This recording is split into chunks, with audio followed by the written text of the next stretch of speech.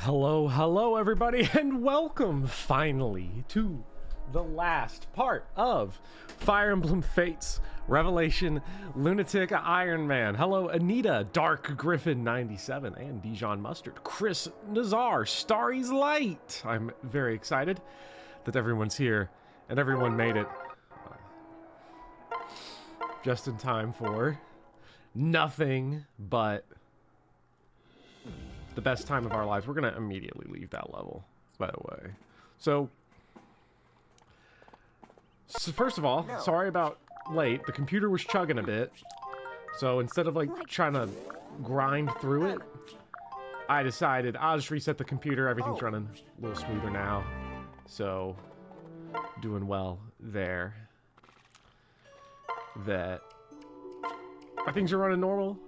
You caught up earlier today and you're so amped and also sad about Laszlo. Laszlo dying was rough. I'm definitely not thrilled about seeing how it's gonna go without Laszlo, without Ninja Stars, without Setsuna, without... We've already mapped out this first map, but I'm not sure how everything else is gonna go. It honestly doesn't matter. Oh, thanks. I've got you. That sounded so bad. I don't know how much it really matters that we do all this cleanup stuff here, but I kind of want to do it. You do have Ninja Stars? It's Effie? Yes, it is. How could I forget? Ryoma getting doubled. This is not good. Come on. Yeah, there we go. Adamant Club, Fugo will take it, assuming he has the rank for it. Is the Adamant Club good? I don't know. I sort of ignore a lot of the weapons that they just hand out at my castle because they're usually like jokes. Maybe I shouldn't do that. Let's see. I'm gonna guess he probably doesn't have. He does. Defense +4? Oh my god. He's gonna cook. Welcome. Setsuna, the run at the end of the stream. Oh, it's dead? Oh, great. Joke weapons are the best, yes, but I'm also terrified of this game. Of all the Fates games. I'm genuinely impressed that we have made it this far with no game overs. So, you know, maybe I have a chance. Maybe there is a chance for us to win. I've always been so focused. With all the on different my classes duties, being shown I in never Engage, expected to if there's a fall in Dark love. Griffin class, you'll be legally required to Thank use you it. for unlocking my heart. I have not been paying too much attention to it. Xander in the Blowing Chamber. Completely forgot about that, about that haiku, Xander in the Blowing Chamber. Yeah, Corn married Xander just to make the parrot bonuses better, not because we're gonna go get the kids. There's no way I'm getting Siegfried or Kana. Griffins and Malignites are in Engage, so you're sold. My only thing I want to have happen is for there to be egg on the face of every single person that was talking about Engage when it came out and definitively talking about how it was terrible. Because I think people should be deeply embarrassed for having opinions on things that aren't out yet. And I like it when they are embarrassed. Gives me Schadenfreude. We want to go... We already cooked ahead of this map. We want to go to the staff store here. Welcome. So... Anything worth building with the Dragon Vein points? Probably not. Let's pick up, like... I want to get, like, a shitload of all these good ones here. Let's get some skill ones. Just in case. Let's get some speed tonics. Let's get some defense tonics. That should be good, right? Like... I don't know. Seems pretty good. Let's grab one of these for Nyx, just in case. We'll end the run with $690. How about that? I like the way that works out. So I want to have Corrin eat the skill tonic, just to make everything a little more likely. And then, actually, did I buy a rescue staff? I have Bifrost. Yes, I did. So I just played a lot of God of War Ragnarok. I did beat it. And so now I just keep hearing, "You've got Bifrost on you, brother."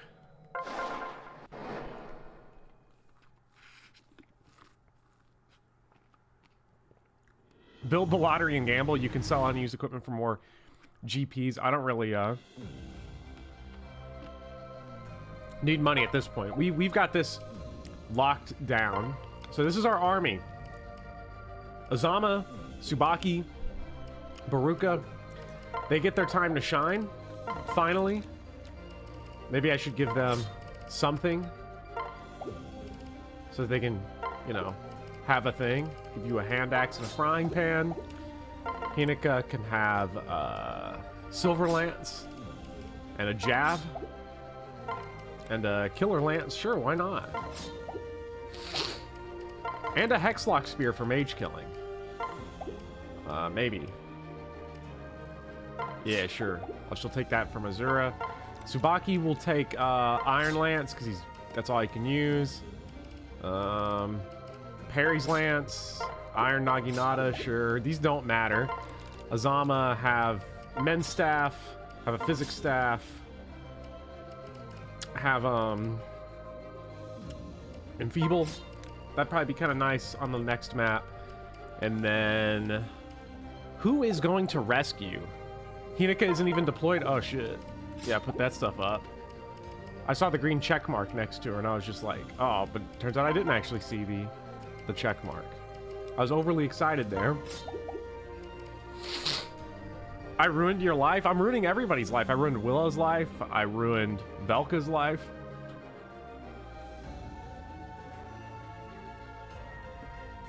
That's I'm so sorry. That Blink 182. Pretty much every line from Blink 182 I miss you is like a massive meme to me. And they've been stuck in my head for like multiple weeks. I'm so sorry. Hello there, the angel from my nightmare. I cannot promote Tsubaki. And I don't have the money to promote Sakura. Well, I mean, I would if I cared, but I don't. So.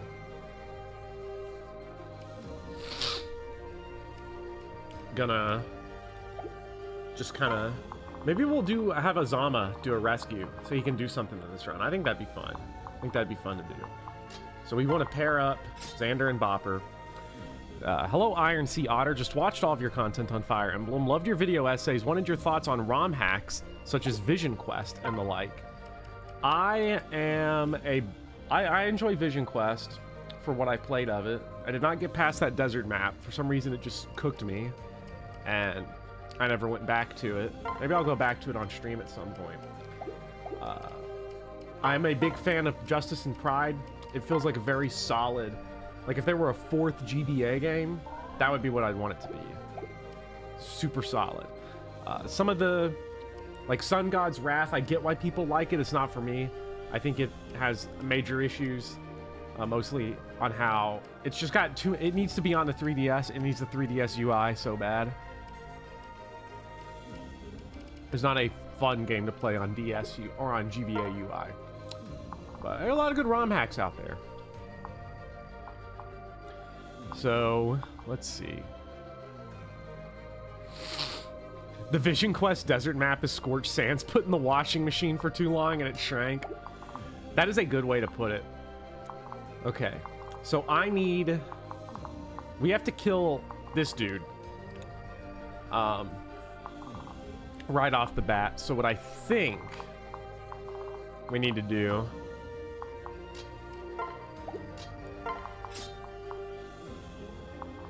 that's floor. 1, 2, 3. Oh, that's water. Water. So if we do this, Ryoma can reach right here. And we can put Fuga where Kaden is. And then we give Keaton to Takumi. We need to make sure we have dance range here. So now we have these all line up so we can get the hammer and the armor slayer on this guy to free us up the middle, which will allow Bopper to run 1, 2, 3, 4, 5, 6, 7, 8, 9, 10, 1, 2, 3, 4. Okay, we get there in 14 tiles, so that means we can do it with a dance. And now we just need we need a rescue with Takumi, which what we're gonna do is we're gonna lead with Azama.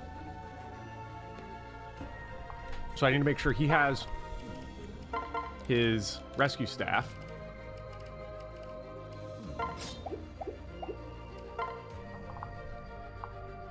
So then hopefully this just sets up the clean, crisp one-shot for Takumi to come in. God, Corrin's stats are cracked. 47 strength. This is insane. I hope you win because the ending of this game is worse than losing. Oh boy.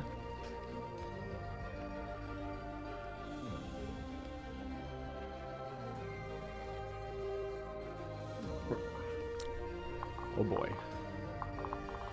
Then I want to just, for safety, let's move everyone else up so that they can get some EXP on these guys, should they need it.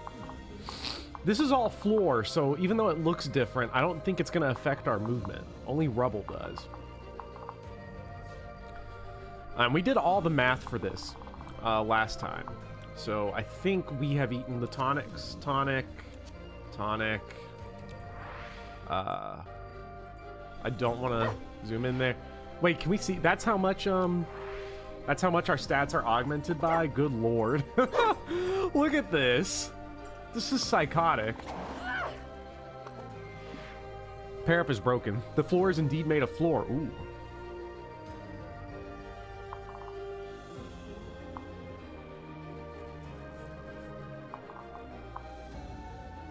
We don't need let's see. Oh, Leo does give. That's a good idea. So Leo does give an extra point of move. So as long as we can get Corrin within 10 tiles, we're good. We are completely good and fine. Strength tonic. He doesn't need, I don't think he needs anything else because he's got, you know, have quick draw plus bow fair.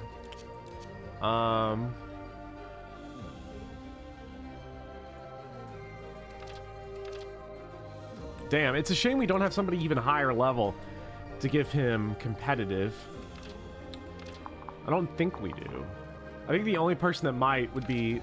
Nah, Xander's like our next highest. So we can't get competitive. That is sad. But we'll do with what we can. You saved my life? Well, I'm glad, Moosely. Why is Azama not promoted? I don't have the money to do it. I have $690. I could sell stuff, but it doesn't matter. I'm pretty sure it doesn't matter. Listen.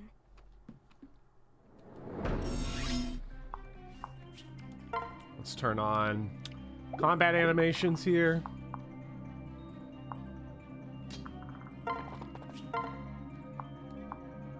Damn.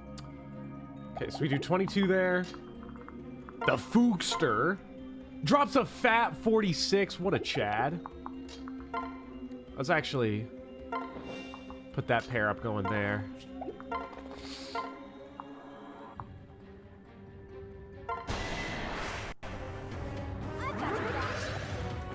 There's no way this goes wrong. See, it can't.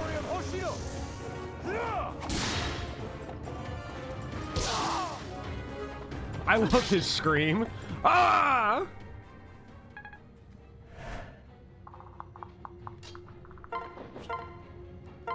Oh, here we go. Here we go. We've been waiting for it. Don't take this bullshit. Justice. This fight is over. God, he is so shredded. Look at those pecs. And strength and defense. No surprises here.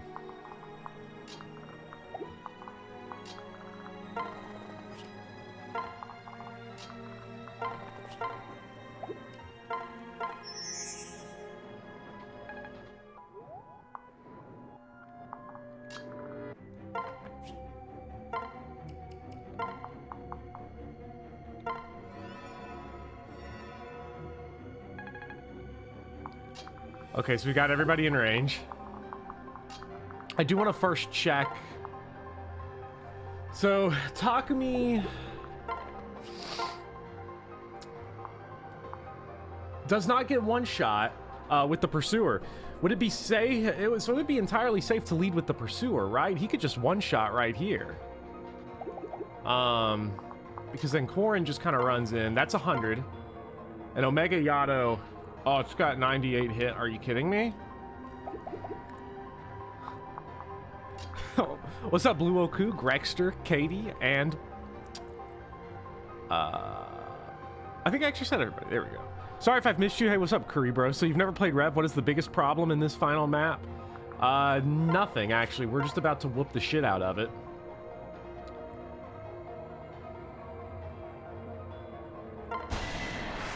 Time to cook. I am the forgotten god. Damn! The buried dragon.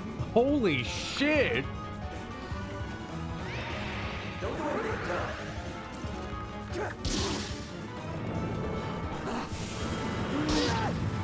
That's king shit, this guy. Okay, alright.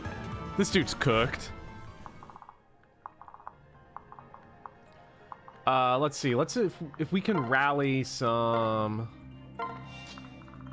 luck here. That should put us over the top to 100. Fuck yeah.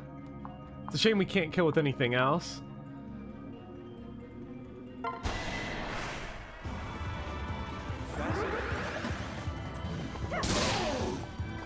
Oh, what I love this Anakos' voice. How did I not remember this? This is incredible. Oh, always for pleasure. What a way to end him. Fuck yeah.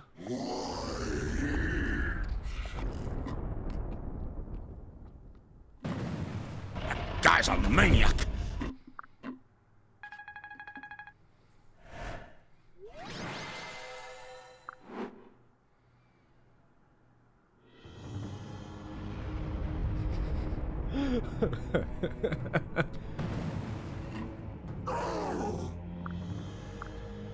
I need more.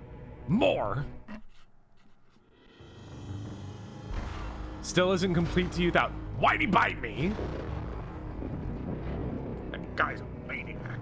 Oh shit.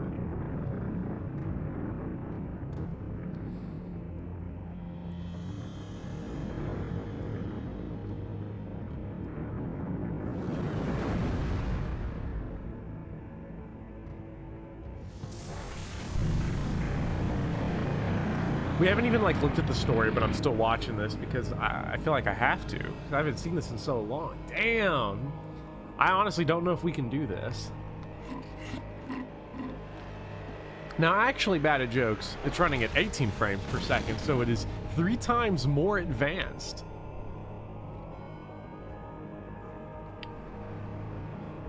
And I think that's a great deal. It's almost running at film speed. It literally, if it would just run at 24 frames per second, it would look fine. This is amazing. Send Tsubaki in, he's got this. Dragon skin works on the frame count.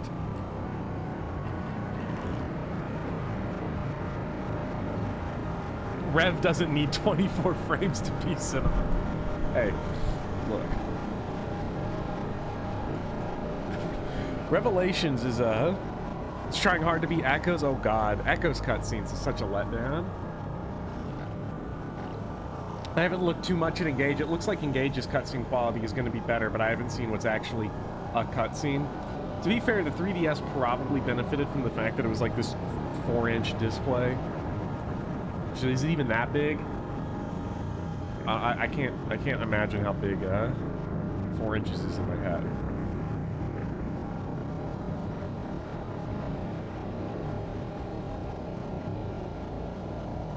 How are we supposed to beat this exactly? Awakening cutscenes are still somehow the peak. They're so good. This honestly probably looks pretty awesome if it wasn't for the fact that it's dipping now to 14 frames per second. Can I react to the new gameplay trailer? Was there a new gameplay trailer since the last time Last time I reacted to one? There was. Dang. Okay, there was one today. Yeah, my problem is the CG cutscenes and echoes. I don't like the aesthetic of them. This guy's got... He's just casually got, like, the Death Star as his mouth, and we're supposed to take this on. Oh, boy. Impossible! No one's ever been able to summon him! No Izama for the final map. Come on, man. Give me a break. So we just gotta beat the shit out of this fucker right here.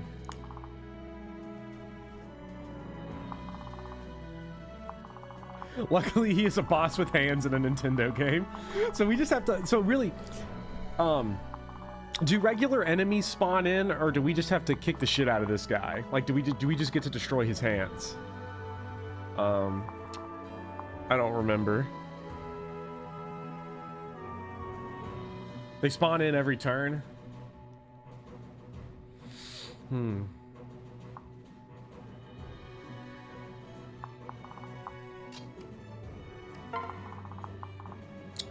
So the question here is... Honestly, everyone on this map, with the exception of Caden, is pretty fucking good. So... let's make sure that Corrin's ready to cook.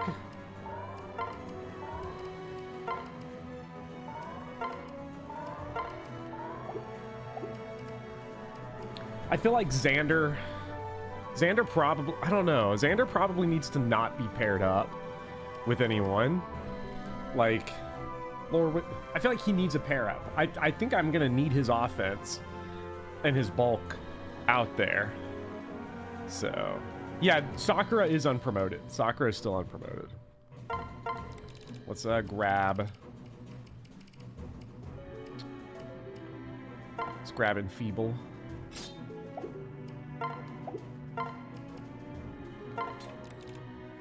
Get rid of that and take Physic.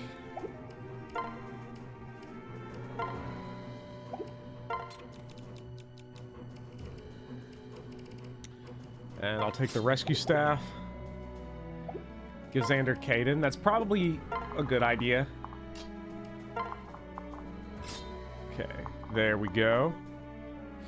We can do 2020 Sakura on the final map. How many reinforcements would that take to do? Like, if I had a Master Seal. I guess I do. I could always make her into a Dread Fighter. That would be kind of cool. Everybody else here, honestly, is, like, really solid.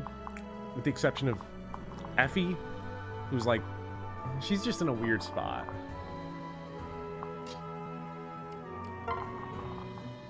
Reinforcements appear on the second turn, so... what I need to do, then...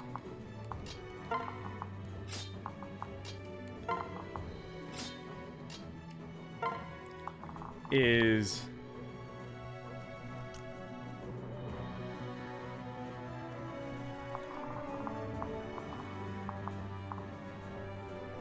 do I need to just go one hand for one hand, or do I try to just snack both? Honestly, neither hand seems super powerful. I mean, they're very strong. They have 61 attack, but 27 defense is kind of trash. As is 22 speed. 22 speed is butt cheeks.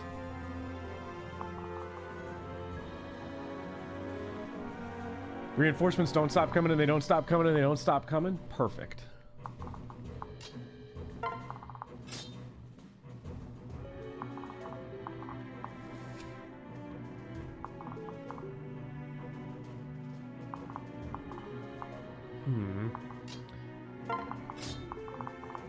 Maybe what I could do then is 2, 3, 4, 5, 6, 7, 8. Try to kill both at once. Okay, so we need to just make sure everybody that's going to be hitting shit is going to be completely locked in, damage-wise. So I need Nyx with that magic tonic that we got. Leah or Takumi is going to want all of this because we're going to throw him in there. Now he doubles the hands. That's big. Fuga. Fuga with the speed tonic now doubles the hands. Give him a strength tonic. HP tonic. Defense tonic. I think we already gave Xander everything. Xander would... Oh no, Xander needs a speed tonic. Xander needs a speed tonic. Xander gets a speed tonic, he doubles the hands now. Big bulk. Okay. Did I give Keaton stuff to cook? Oh, yeah, okay. So then speed tonic on Keaton. Our last one goes to him. He doubles the hands now. And we just got a skill tonic that we can give out. I'll give that to Xander. Make sure he hits stuff.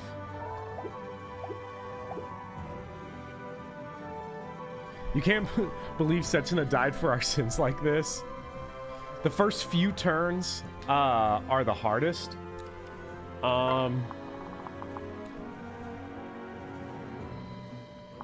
Use the rally items too. Wait, what rally items do we got?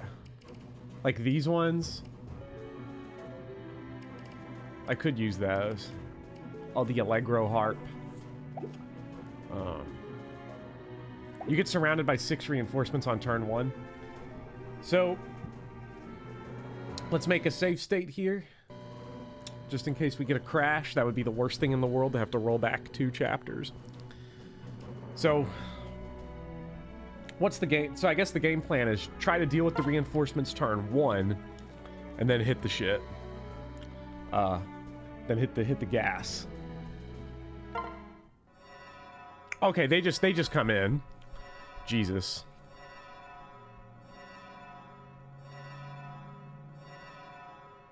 Yeah, I need to whoop these guys. I need to whoop these guys bad. Oh, great. Am I gonna get copyright here?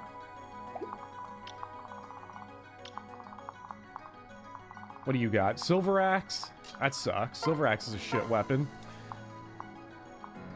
Andy Dalton does big damage.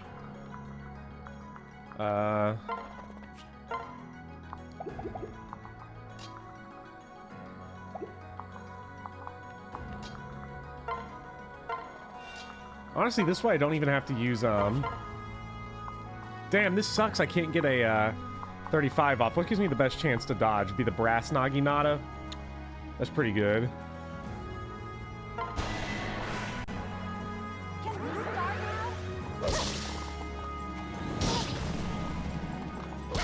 Okay, so 1 reinforcement down. Honestly, maybe we should just go side to side. We have the healing to deal with it.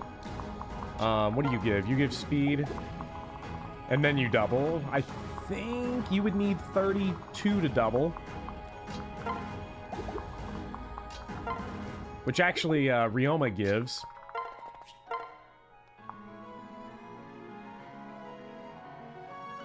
That would allow for the kill. Keaton. Oh, Keaton gives it. That is cool.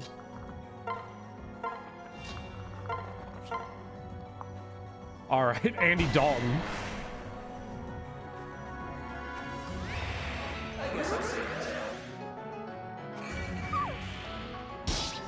God, look at it go. No! Andy! Oh, that's fucking terrible. Come on, man. Give me a break. Actually, is that just a 100 if we just stand here with Brunhilde? Yeah, it is.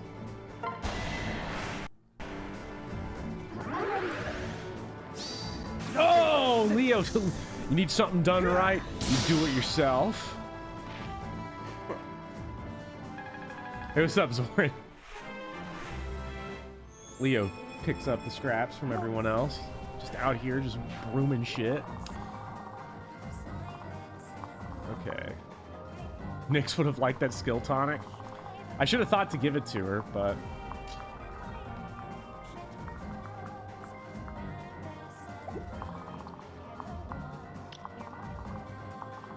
Honestly, Xander maybe just kind of... Xander just cooks this guy? Like...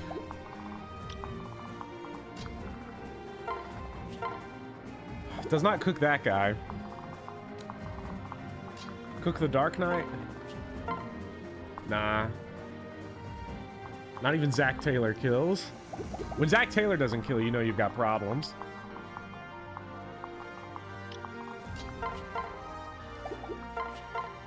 Bruh. I love Takumi so much. He's so cool.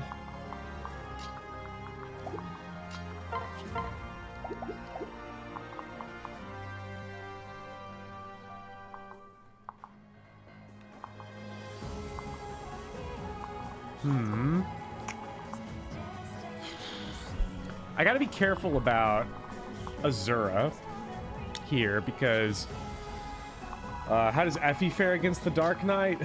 Probably not. She doesn't do any. She survives. She doesn't do damage. She does debuff, but it's probably not really worth a whole lot. And the issue is that, well, she doesn't die. She does not die.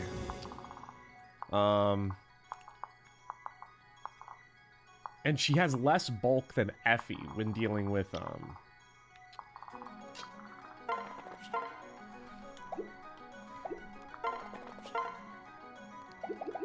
honestly, I could just throw... If I just have Takumi come in and cook this guy, I could just throw Xander out here. That would be fine. Like, if I just had Takumi come in, pop this dude.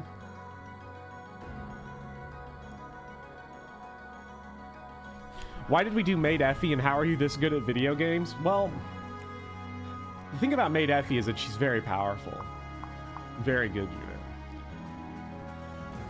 You could just throw, yes. Yes, I could.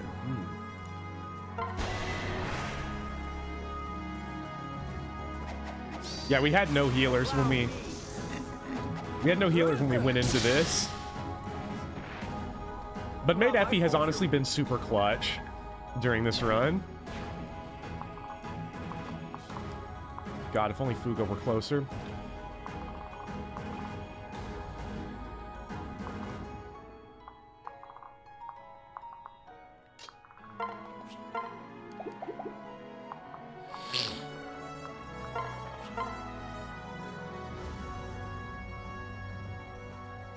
Dude's got 21 attack. That is crazy.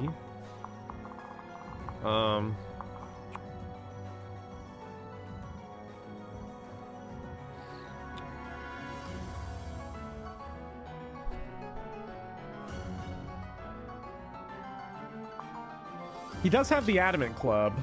That is very nice. Could probably just have Ryoma eat this guy. At 30 speed, he doesn't double us. And we could Astra him right back. Yeah, Dancing Takumi, probably our best bet. Because I would imagine at 38, yeah, Azura survives one shot easily against this Dark Knight. Just gotta make sure she's not in range. Oh yeah, she's gonna be fine to dance Takumi here.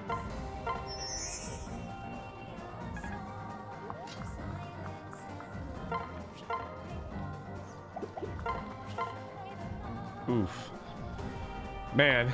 And I don't want to exactly throw I don't want to throw Takumi's life away here because, you know, he's useful. And I don't want him to get lunged. Does Spyumi plus Xander kill? 8. So that's 8. You drop that to, I don't think so. No, we need more. It is the last map, but if I'm going to throw Takumi's life away, I would like it to at least be against one of the hands.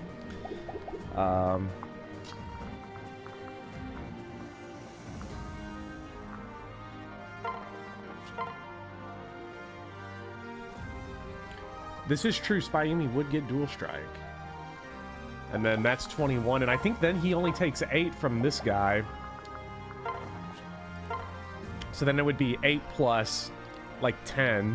So 18. That kills. Yeah, that kills. Because this would be 42. Plus 8 is 49. Plus 10, which is 59. I think that would work. Right? So, I mean, if it doesn't work, we can just one-shot with Pursuer. So,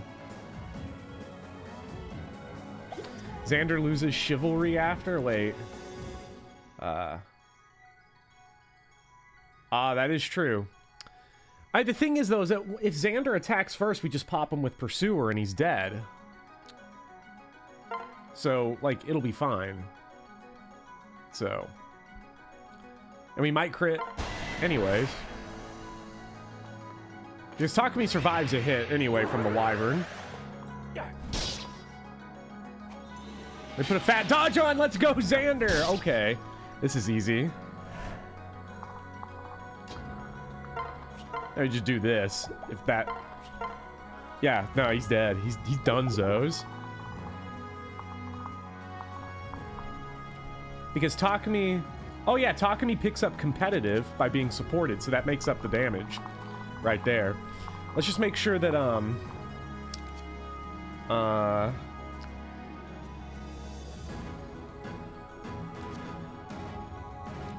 Spy Yumi cannot make follow-up attacks, but does not affect our speed, and then we can't get drawn. 52 attack, and we have 16 defense. I mean, yeah, we're fine. Because I don't... He could go to the Steel Lance if he wants to. You know, he's not going to do that. Shout. Observe. Observe. Engage.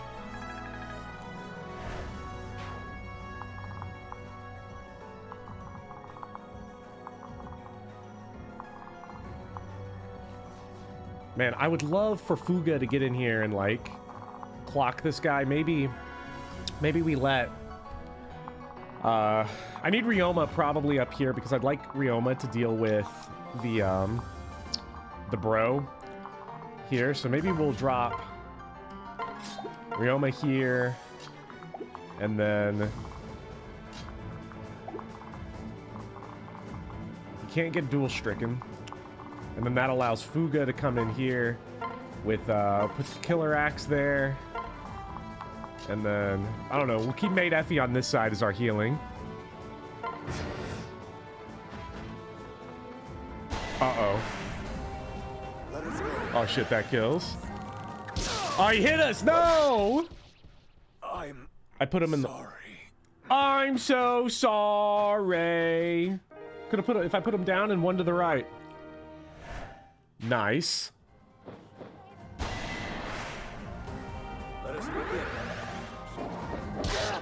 Whoops. Oh shit.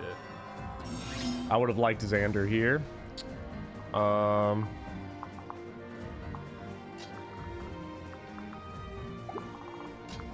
Okay, well the Wyvern's free. Wyvern's a free kill for Fujin Yumi. And we can give some Xander EXP while we're at it.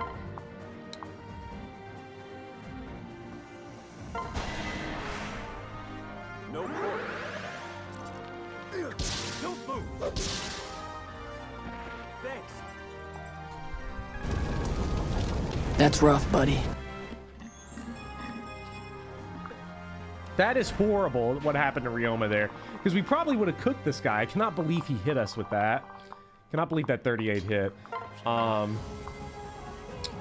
He comes close to killing. I think if we are...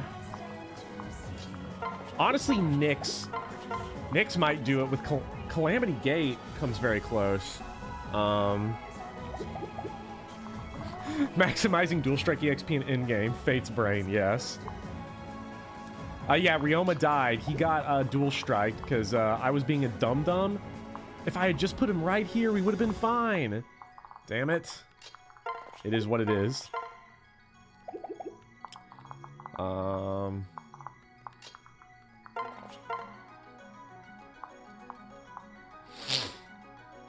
This guy goes away with that. The issue obviously being that...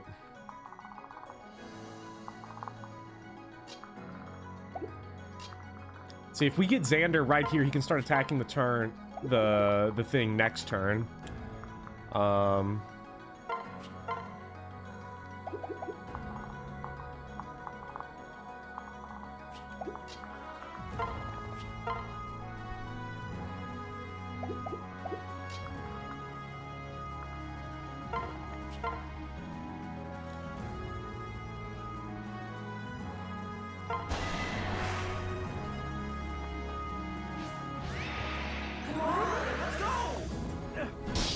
Reinforcements never end, but they're never as painful as the first wave. Okay, so as long as we can just clear these guys, we're good. Let's make sure that we can... Honestly, I'm gonna throw it out there. I think Maid Effie, that might be the new tech. Might be the new tech. Think about it. She sucks in this game, and now she's good.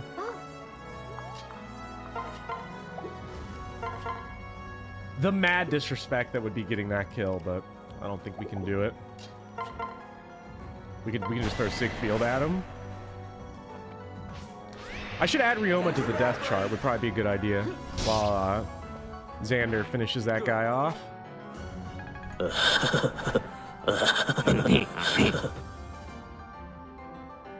Sadly, we never got to see Butler Benny. I wish we did. That'd have been great. Okay, so we got 4 enemies here. They are all pretty threatening, but this guy only has a silver bow. So, like, he's probably relatively... He gets cooked by Corrin super easily. We need this Zerker to go, though. Nyx destroys the Berserker easily.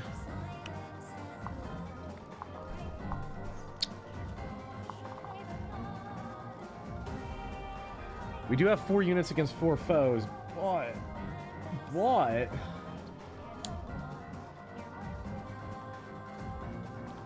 Let's see what we can do. So that's a 1 round right there. That's a 1 round. What else do we have for 1 rounds? That's a 1 round.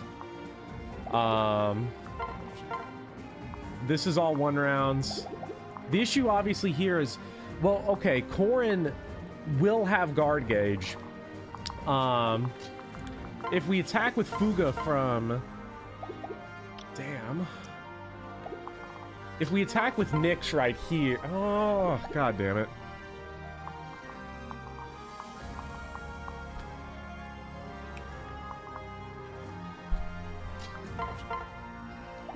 Killer Axe could one-shot there. Oh, man, it's such a shame this guy's just off. If only there were a way. So I think we just need to start dropping bodies, honestly. Do you kill us? No, you don't. So yeah, we can just drop bodies safely here as long as we stay out of the range of the general.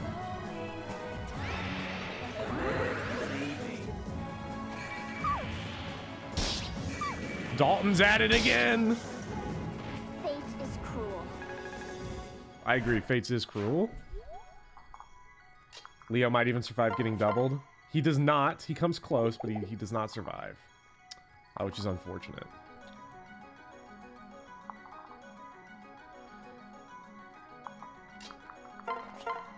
And then if we kill from down here, we're fine. We can run the Killing Edge out, and maybe we get away with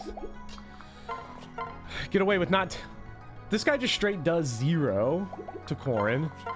This guy does 14. Corrin could actually just stand here and take it to be fine. Mjolnir Hail Mary.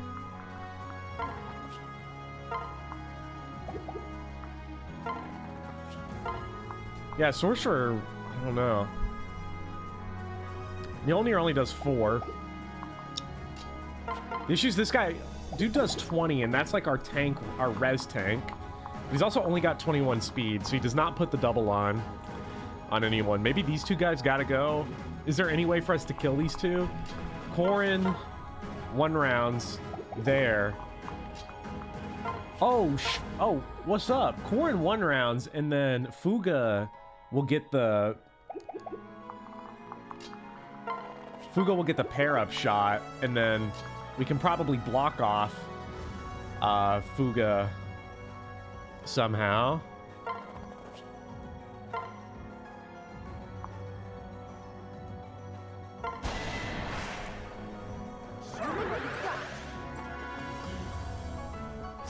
Ooh! This is actually kind of bad, because I would have liked guard gauge, but I don't think it's necessary. We'll have Sakura next turn. Is Omega Yado a chainsaw? I just noticed that. Is it straight up a chainsaw? That's cool. That's so rad. Oh my god, 1% crit. Here's what we're gonna do then.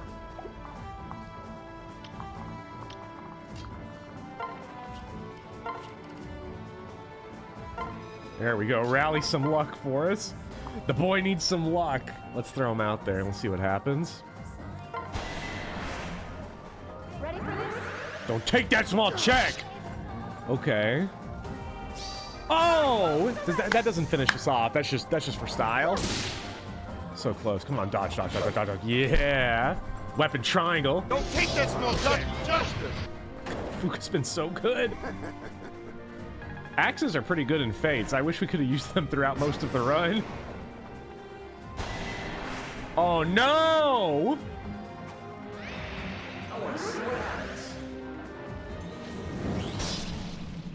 Guess I had it coming.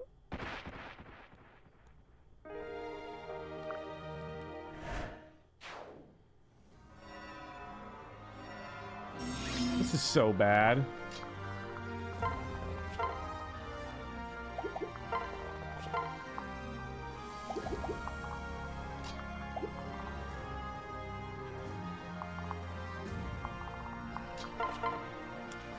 This is honestly fine because Keaton, well, not the next part. Keaton will one round here, and then that's good.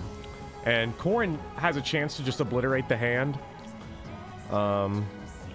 which would be nice. If only she had the Haunt Spirit. We're getting cooked. As long as Corrin's alive, we're good. As long as we have Corrin plus a healer. Keaton's got the 2 concoctions on him. That's a problem. Omega Yato, and then we get guard gauge, so we'll block that damage off. Maybe we get the crit? Maybe.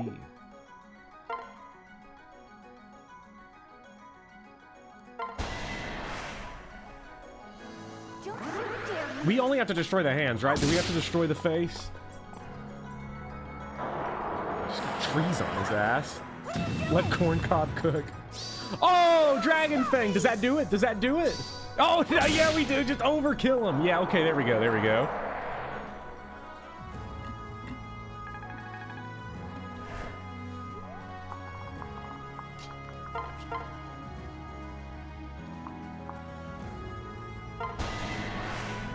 Corrin's always cooking.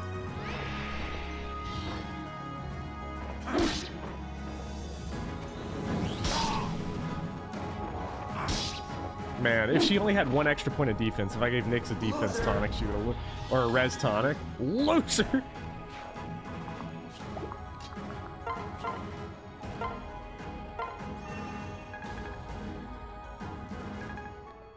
Let's see if we can get our boy Xando in here. Start popping off like crazy.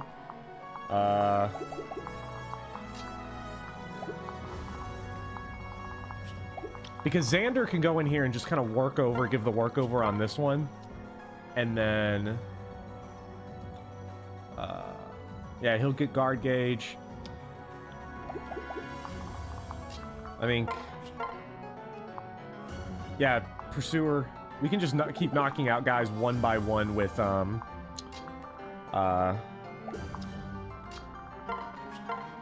oof. Yeah, with Takumi, we can just keep running around and doing it. And it's fine. It only does 19. It doesn't look like he has anything that can possibly increase his damage output, so...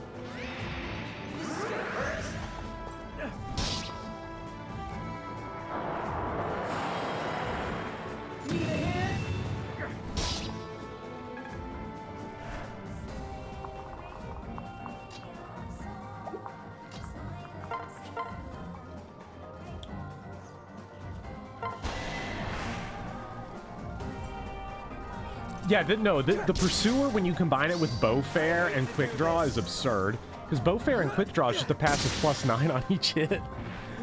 I mean, base 21's pretty crazy, but the fact that this is taking us over the top anyway. And then... I don't need to reposition here. It doesn't matter. So we'll just heal up. And then... I can have Takumi probably take the Adventurer.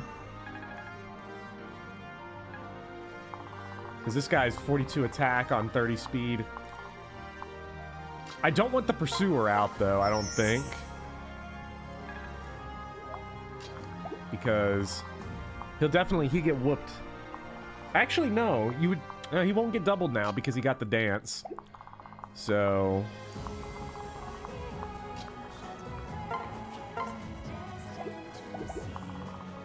the pursuer here, yeah, he's got the silver bow, 42. Yeah, we're fine.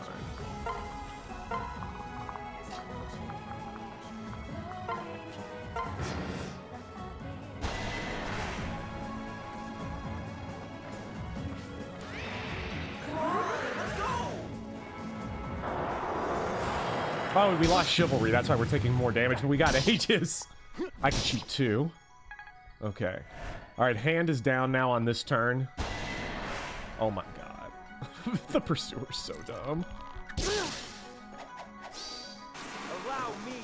First time watching the stream and the first thing you see is Maid Effie. Hey, it's cooking right now, Maid Effie, Nathaniel, so you're in for a treat.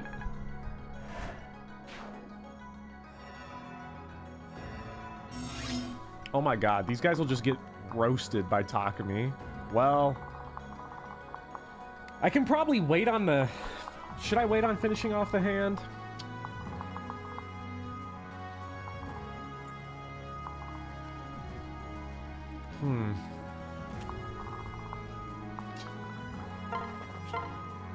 Because what I don't want to have happen is I don't want to,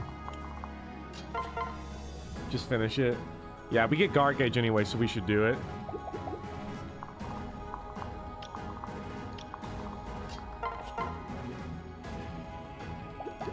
Takumi comparing to Effie.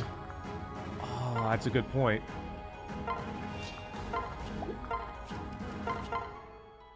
Oof.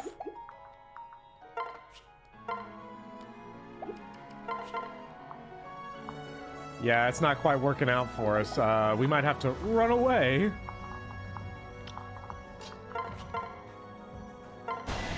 But at least this prevents us from getting lunged here.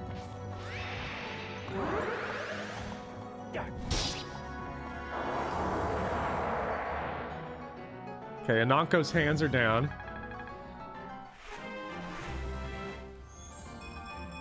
I see. Okay, so now it's time. This would be a major mistake to do that, but we've got him on the next turn. We've got him on the next turn.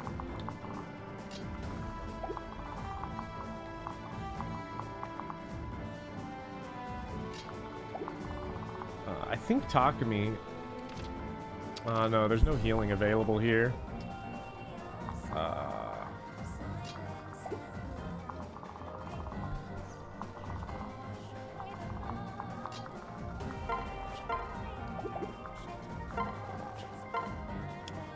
Levin Sword does do damage. I don't think that 3 is going to be worth anything, though.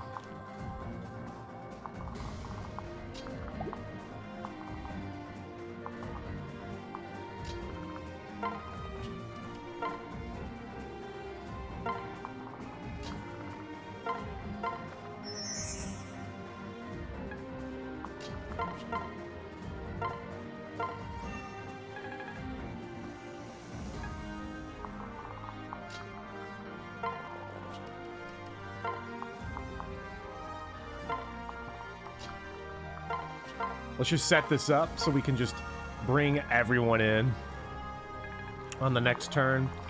Do I want Fuga to, like... Thimblevetcher is such a fucking terrifying weapon. No, it's not. It sucks. I thought it was scary, but it's not.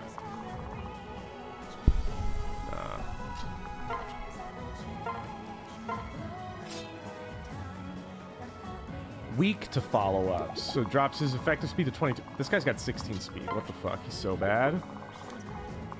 And that will allow some cooking to get done here.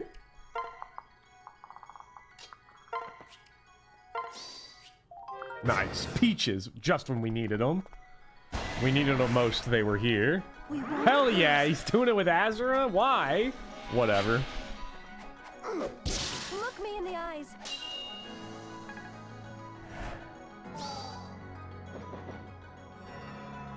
That's like the best 2 spots these enemies could have spawned. Holy shit. It's over. I think. Probably. What's your move? You got 8, 1, 2, 3, 4, 5, 6, 7, 8. Oh, perfect. So if Takumi just comes in here, deletes this guy, we can get Xander and Takumi to both attack Anankos in 1 turn. So, that's white. Oh, that's it.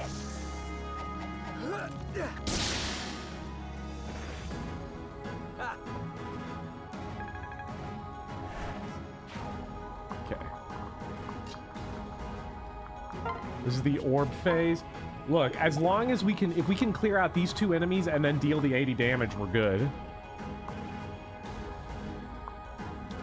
So, we just need to figure out how we want to go about this.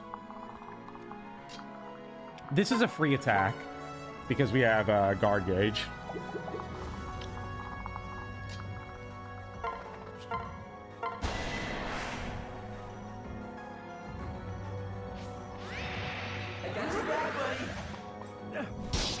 Thanks, pal.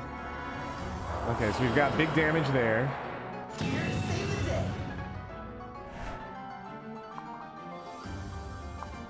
And then...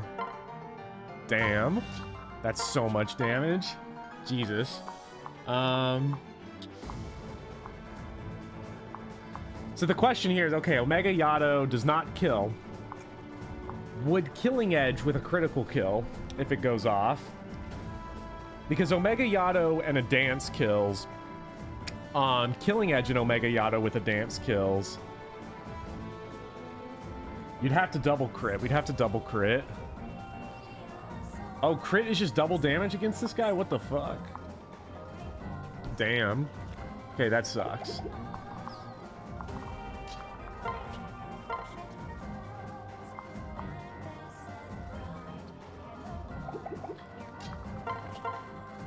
If he has another phase, we're fine. We have Takumi, we have Fuga, we have a lot of people. We still have Azura. Yeah.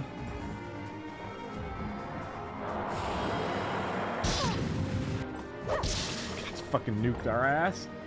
We can heal with Sakura, we can use Fuga to kill this guy. Maid Effie can, like, throw knives at this fucker.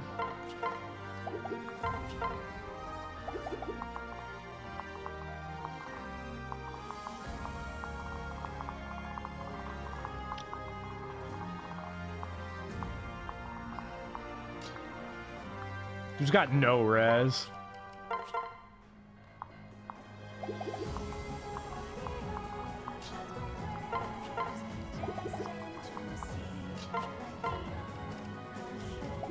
Damn, I wish she had a, wish she had, like, a silver lance or something. Sort of sucks that she doesn't, but...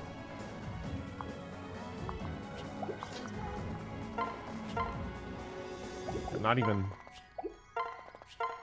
Yeah, we'll need Azura to... or Leo to do most of the damage here. Or... we could do this. Could let Mozu cook. Killer Axe would be pretty good.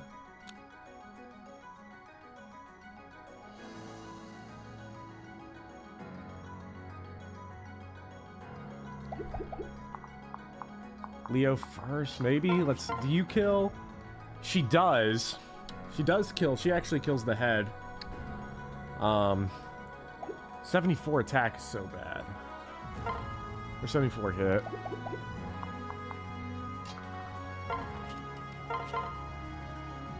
We could trade over like, if we trade over Sakura, we kill. So...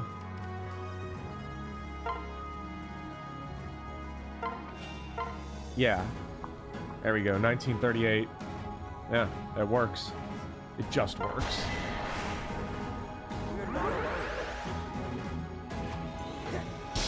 We would have set up an FE duel. Oh, okay. I don't really care so much about the I should thank you. getting the FE kill. I would like to have the healing available more than anything else. More. Leo's actually being good on the final map. It just He just takes a while. He's shy. We can have Sakura... We can have Selena make the attempt.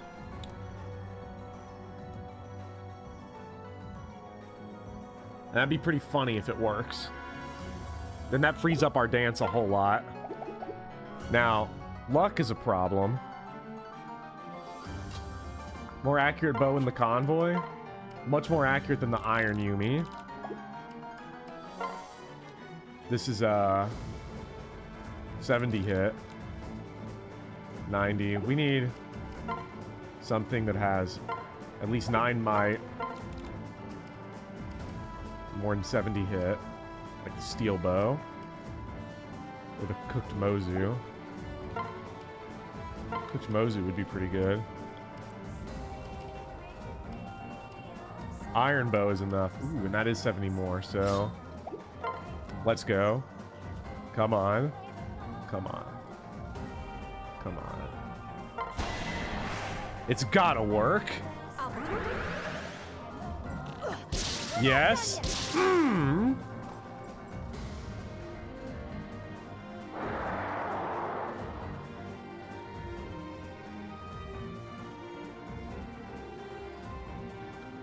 Inigo, Becklin? I have some bad news. The orb. There's just more.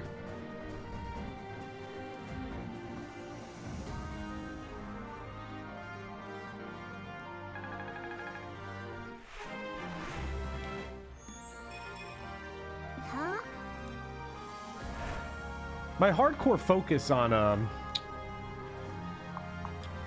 Wait, does it just... Okay, no, it does attack. Holy shit. 1 to 5 range. What the fuck? Does not attack the turn it spawns. So it's free to, like, just go to Takumi.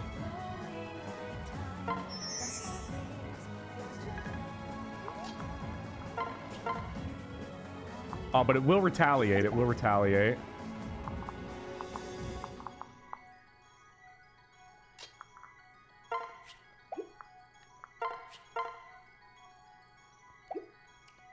So let's just heal just to be safe then.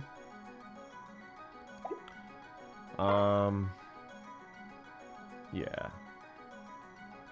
So we've got a Sakura heal available. So I would like to get Sakura off of Takumi.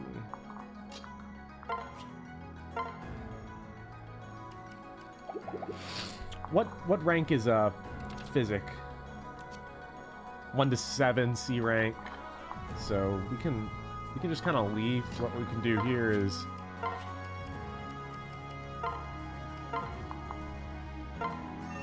drop that, and then we can get Sakura off of Takumi, and then finish healing up with Effie here.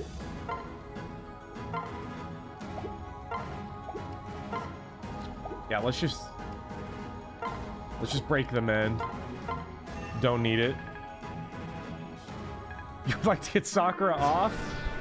God, it's that's one of my favorite things about like watching football on TV, is that everyone, like all the commentators, are just like, wow, his get off rate is really high. Aaron Rodgers just hooked up for a touchdown, and it's like, come on. Okay, now it's time. Okay, we can guard gauge into this, and this is fine.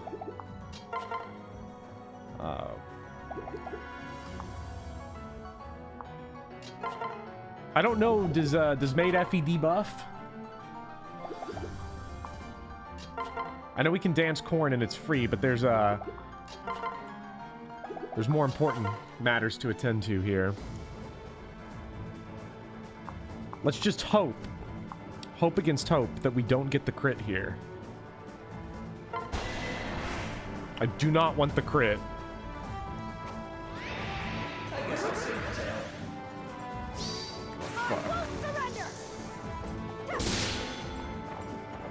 Actually, another one of those wouldn't be so bad.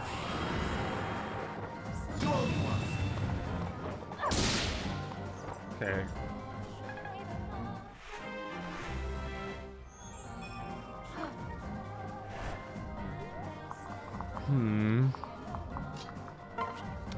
brains are churning right now.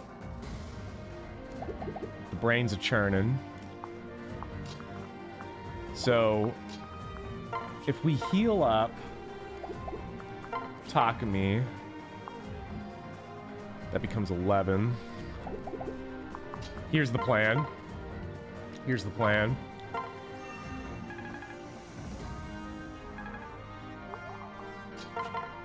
Drops to 8. And that's 12.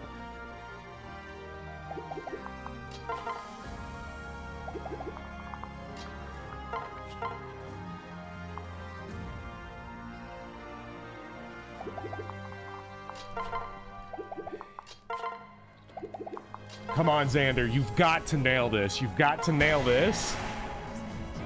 Come on, you've got one chance. You've got one chance. Yes!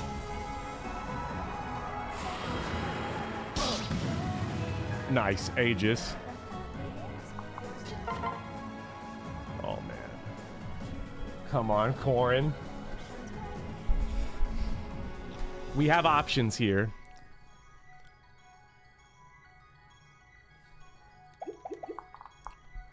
Okay. Here's what we could do. What I could do, I could dance for... If this fails, a dance for Bopper is a free win anyways. So let's... Wait, why? Oh, fuck, I should have rallied skill. So let's do that. Get some more accuracy. Cannot believe I fucked up like that. Now let's go. I cannot believe I didn't rally skill, like, right there. And I don't have, Damn, I'm dumb as fuck. And I don't think anybody else really gives hit rate bonuses. That's okay. That's okay. Come on.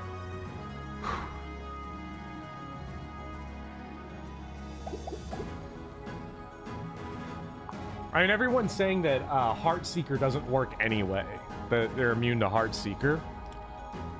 So...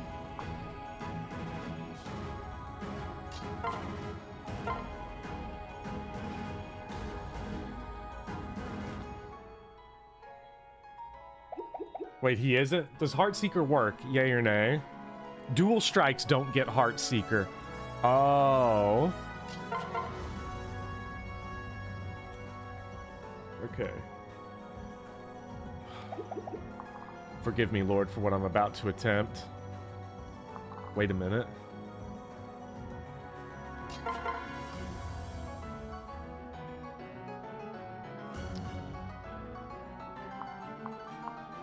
Just kill him with Corrin? Why are you so slow?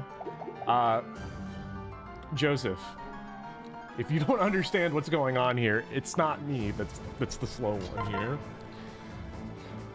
Come on.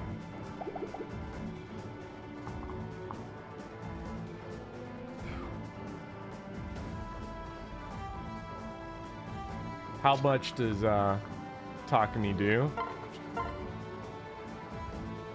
5. Let's just go for it.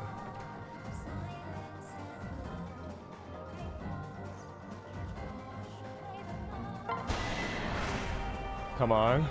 You'll be all right. Come on. This is my chance. Yes!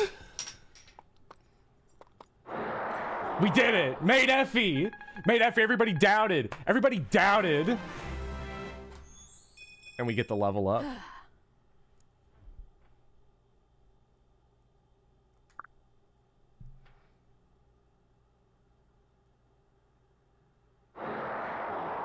Made Effie, people.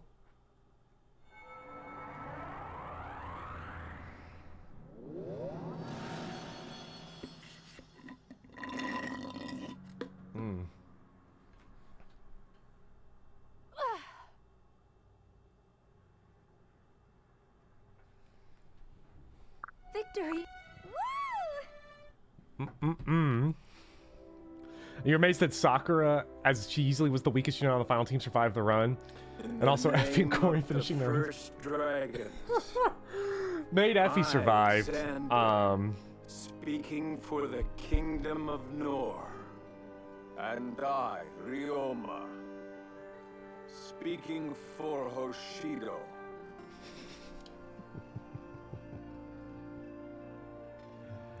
Oh my god. Vow to keep peace between us. Between us.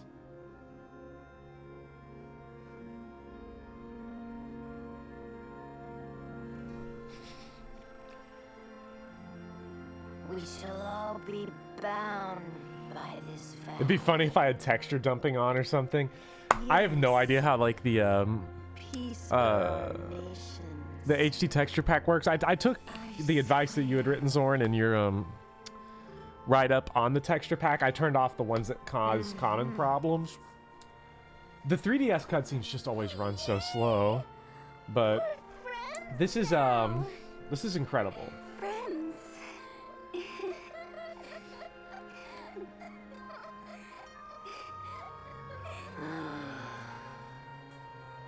Wish it were that easy to just forgive. Remember when Silas was a robot on the I know. Speedy's Birthright Iron Man? Oh, that's a throwback. That takes me way back. Can Okay. only begin with trust. It is amazing. It is I'm so excited to see the final We swear unit to crawl our people, for this run. I'm so excited to see it. Let me pull this up better so I can see it a little better here. Who brought us together. Chat going. Hoshido Okay, got and chat now in a Noah better are spot. united together. This is so corny. forever. I'm not even listening to what they're saying because well, you know. We did it though. We beat the game with no game overs. There were some losses along the way, but I think that really adds to the feeling of war. This was when does Fuka show? Okay, that's embarrassing. That shot's embarrassing right there. Did it, Reddit? I was definitely worried that I was not going to be able to beat this game. Iron Man, no resets. We swear And to you. you know, I should have kept the faith in myself. Is this where we get our is this the credits or is this our information? I think it's our information. Yes, I did. I supported Xander. We did not do any paralogs. Probably helped. This is the turn counts? Okay. Now to restore Azure to her throne, right? Right? I honestly can't tell what the final count is on dead characters because I'm looking at the crawl and it's just, or I'm looking at the bottom section. I cannot decipher that at all. So turns 2, 6, 7, and then 25. How many turn clears are over 50? That's what I'm curious about. Chapter 3 taking 25 turns is weird. I'm trying to remember what chapter 3 is the one where you have to seize the castle. I think I grinded up corn on that map. I think that's the one where I just ran around the fort and made sure to kill everything. Remember Rinka sweep? Good times. Rinka was pretty good. I don't even remember how she died though. I genuinely don't remember how most of these characters died because, you know, as on one hand, it's memorable when characters die, but also when it's this many, the brain just cannot compute. Chapter 7, 51. Slowness probably emulator choking. Well, the game's running at over 60 FPS now. So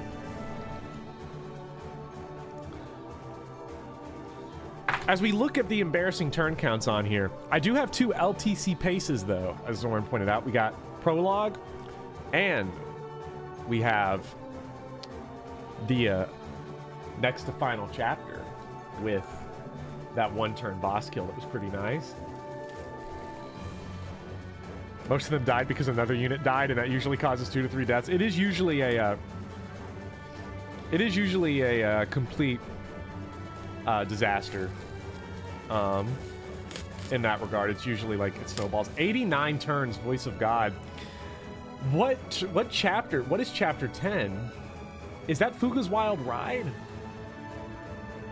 What is that? Snow map, shoveling, okay. There we go. 32 turns on the Frozen Sea. Frozen Sea was where I thought everything was gonna die. Lost Peace.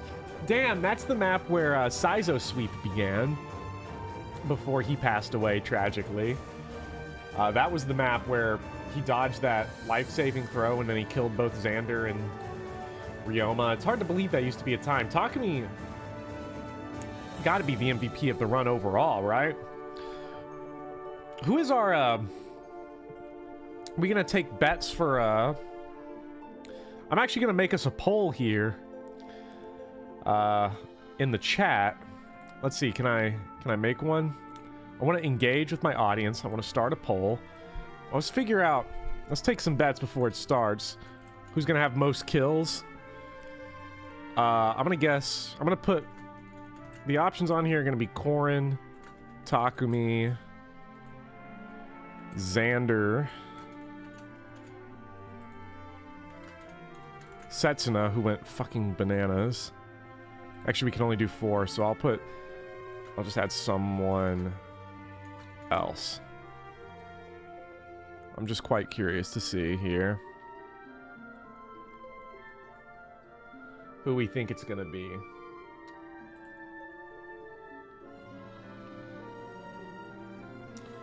I mean, it's gonna be, if they count the pre-prologue, it's gonna be Korin. But also part of me really wants it to be Oboro top 5. It could be. I wish they had like a ranking. Is there anywhere to see a list? I know they give you like records and stuff. See the lifetime kills of all the characters would be cool. Compare them up.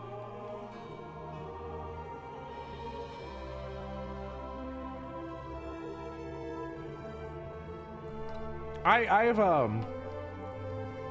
I'm pretty sure dead characters do make an appearance.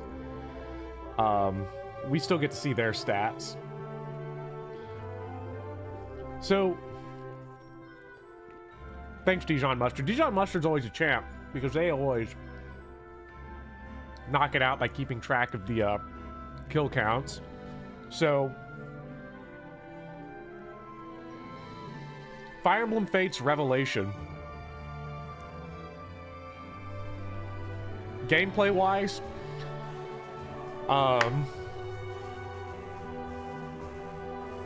I have to say, only 6 turns. That endgame felt like it went on forever. To be fair, we finished these last 2 maps quicker than we did the snow map. The snow map was over 2 hours long. I don't have full thoughts to say on Revelation because we did not engage with the story. So, you know, I can't comment on that, but the gameplay of Revelation, I do think, is far from the worst in the series now. I would definitely say, having replayed it. It does have contenders for worst maps in the series. Fuga's Wild Ride and snow shoveling, like they always say, first impressions matter a lot. You definitely, first impressions set a lot of the tone, and they kind of run it. Okay, so Felicia had 0 battles. That's sad. That's really sad.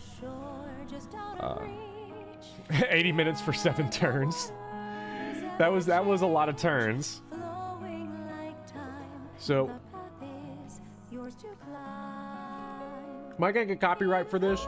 I don't know. If I turn it down really quiet, will Mr. YouTube hear it? I don't know if this song gets commonly blasted or not. Sakura had 0 battles, so she never faced combat, but that really doesn't paint the full picture. Sakura was clutch.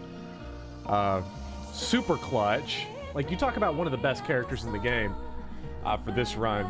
Sakura was up there, never even needed to promote, and just kept doing her thing. Azuma, he nailed that one rescue, though.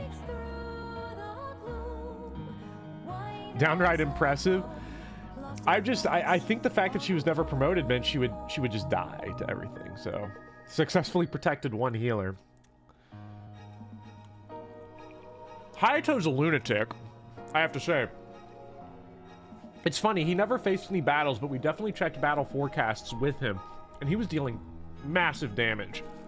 Like, I think he's probably really good, but I've still never checked.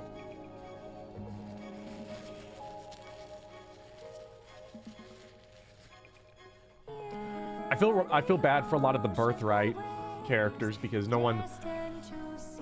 I feel like because of Conquest's difficulty, you know, everybody has definitely a use, and everyone knows how everyone works, really. I feel like a lot of these bad Birthright characters just kind of get ignored, especially if they're early game Revelation, where they're not memes either. It's honestly kind of hilarious that Caden promoted with 0 battles. And I spent a Master Seal on this guy. A Master Seal that I did not spend on Sakura, despite, you know, her being useful. And, like, the stats would have actually helped her. So I think they're just... Are they running through, like, least used characters at this point? Because this is not recruitment order, so I have no idea what they're doing it. Master Seal did make him a better backpack. This is true.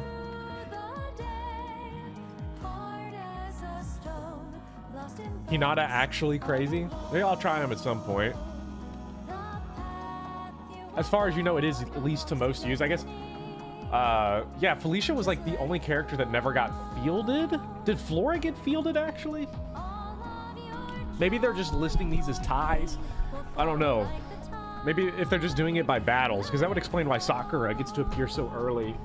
But maybe it like prioritizes by recruitment period. Yeah, because there's at least 1 battle and she died. Chapter 14, or retired. Collecting pension now. Hinata with 2 battles. I'm surprised Hinata didn't do more in the Fireball map where she was recruited, but you know, that's fine. 2 battles, it's whatever.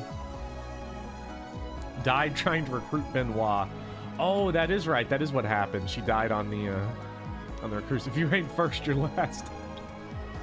Scarlet, retired, chapter 18. I didn't kill her though, right? Like, I don't remember her dying. I think she story died, I think, by the time there. Oof, poor Niles. Also a wasted Master Seal. That was the worst use of a Master Seal in this whole run, was on Niles. He got... That was rough. Like, did he get 6 battles without me ever moving him? Did I get... No, I definitely got a chance to move him. I think he's the one I misclicked on. And that's why he didn't get to do anything. Also, Charlotte will just... She didn't get recruited, but she would have been in the 0. Oh, man. Please don't remind me. This one hurts. That one really hurts. That was funny when she died, when Perry died. That might have been the worst mathing I did of the whole run. I think I just attacked into an attack that was going to kill me. I just didn't look. Okay, least to most battles, yes, not victories. Okay. Shura feels like... It's funny because it seems like Fuga, even though he was only used for 3 maps, it seems like he was in way more than 14 battles. Felt like he was in 14 battles in just like 1 enemy phase. Back on that horrifying map where you fight Gunter, where we let him cook on those avoid tiles. They're all retired, not fallen. I don't know if anybody... I guess it's just the word they use, because Scarlet's definitely, like... It feels like she's definitely dead, but I don't remember how she dies, because I haven't looked at the story in a long time. Tsubaki. And he did a lot. I mean, but he's also around, like, super early, so I'll give him credit. Mr. Perfect, he was perfectly adequate for what we needed, which was to fly around and do 1 damage. Hana. Do enemies get less bulky as the game goes on, or did the level ups just allow Hana to start doing realistic damage? She's like starts doing 0, and I feel like she didn't get any better. She just started doing damage somewhere. Maybe the pair-ups get better. I don't know. Maybe your options just go up and up and up, but...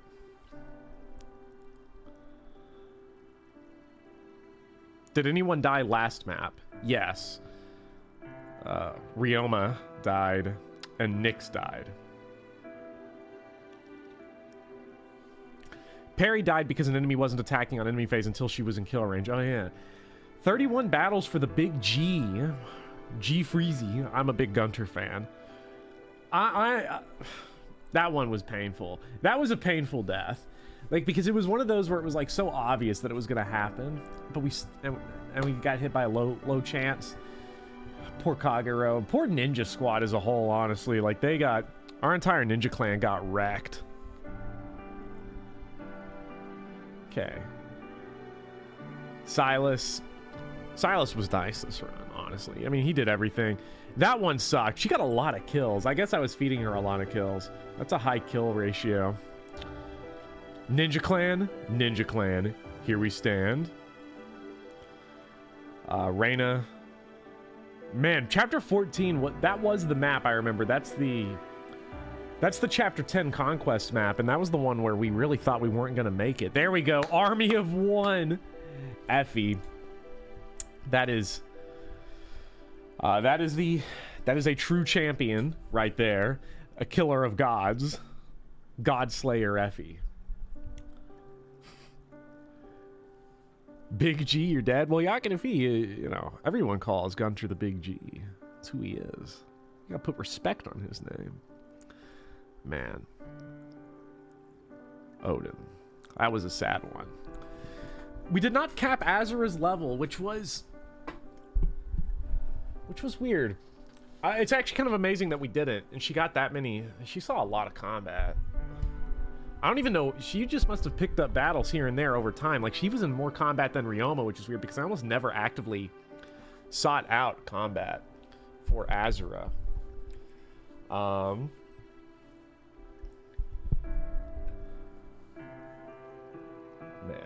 Kaze saw a lot of combat. I guess that's a lot of pre-prologue stuff. Man, there's our first true hero that we laid to rest right there. That's a legend.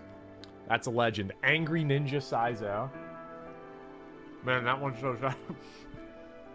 59 battles. Man. Mozu fucking sucks ass.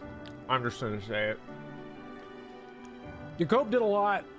I wish we got to keep using him. I know everybody loves taking him Great Knight. Maybe we would have done that. I don't know. Maybe done something dumber. Let her cook in peace. You know what? I should not be disrespecting the dead like that. Yeah, let's Mozu cook in peace. Lupine collectors, like dead bodies or something. I don't know. Seems like the type of sicko to be doing that. Keaton, honestly, the fact that he was just still one-rounding enemies at the end of the game, despite me never really feeding him, Keaton is he's gross, honestly. I don't know if Caden is as gross if you use Caden, but he was nasty. Rinka, chapter 13. I don't even know what chapter that was, so sorry, Rinka. Rip Bozo, I guess. It was fun when she had almost CC axes. That was pretty good.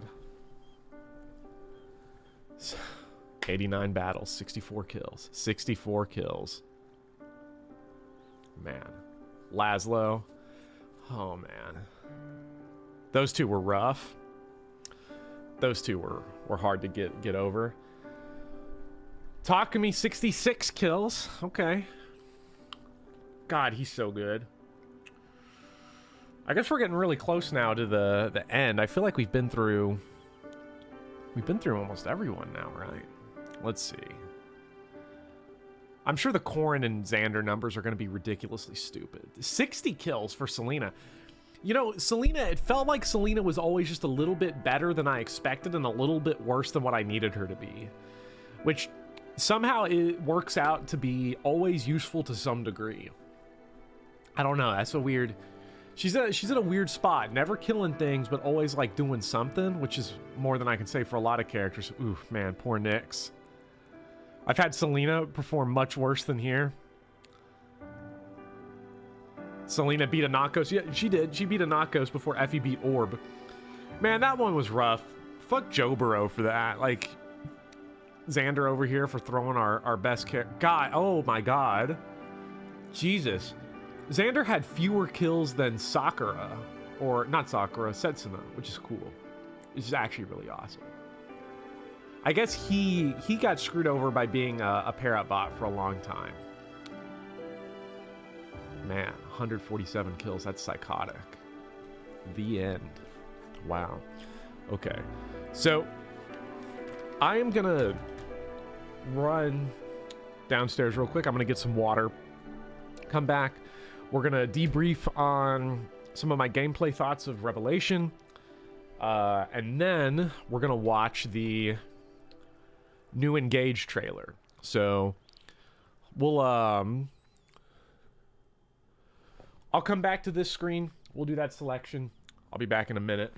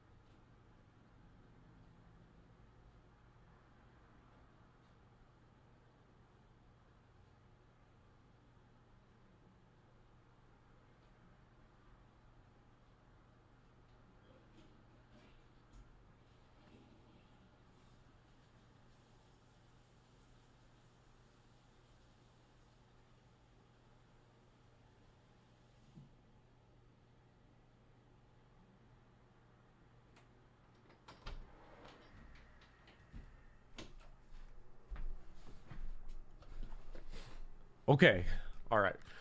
I am back. I am fully hydrated, and we are going to... Let me close that Put in that poll there. Can unpin my message now. There we go. Okay. I don't know what any of this does right here. Will I be attempting the true final boss, Siegbert? What? Can you just keep playing on like the same file? Who do I want? Do they have to have survived to be eligible for the Hall of Fame? It looks like it. That's unfortunate. So no soccer. So we're gonna go Bopper here. Let's put, obviously Maid Effie's got to be in there. Legend. Fuga, you know, he cooked hard. And there's a lot of other, there's a lot of good characters. Let's go. I don't know what this does, honestly. I don't know what this does. Takumi was great. And Sakura for being just a true champ right there. Yeah.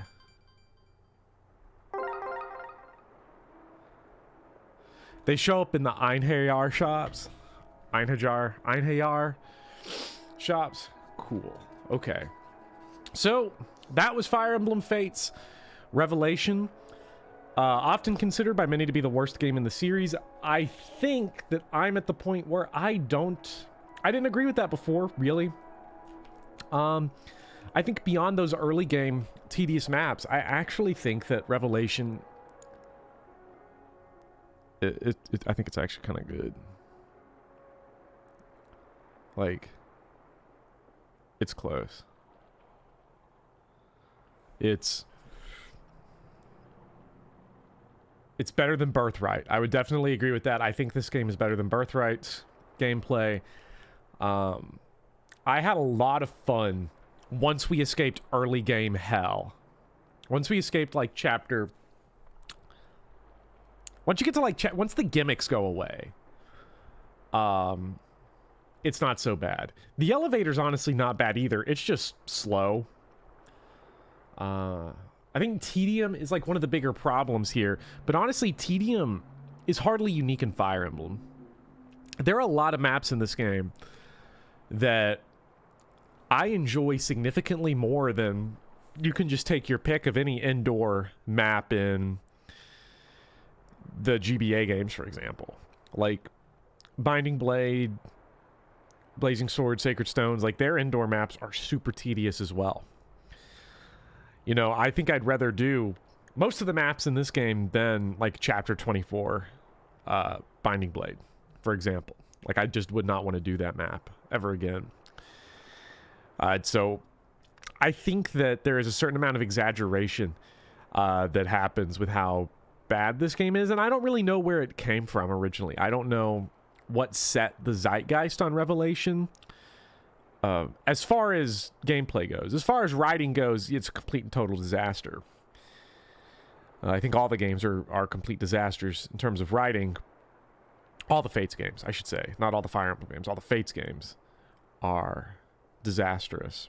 But I don't think any are uniquely worse than the others. I think they only scale by entertainment level. And Corrin, honestly, in Conquest is like an interesting character with terrible writing, if that makes sense.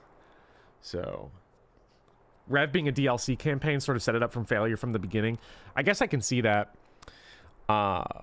being the case, but they sold a full-ass game. Like, this felt like a full-ass game. Like, it's dumb. It's really dumb. I don't know if Engage is going to be on par with how dumb this game is, with how dumb Revelation is, but... Rev gameplay gets way worse when you go in with a reset on unit death mindset, because you lose like an hour of progress if a unit dies on like Fuga's map. You know, that's a good point, Nintendo Oblivion. I think Iron Manning this game definitely gave me a... Maybe appreciation's the wrong word, but it made me cool a lot on like the negativity towards this game, because this really is built for an Iron Man. I know people say it's not because only the Royals are good, this, that, or whatnot, but... It's really not. This game is definitely... This is a good Iron Man game. The big issue with this game, honestly, is that, as Zoran points out, the bases for a lot of the characters are terrible. They're completely workable.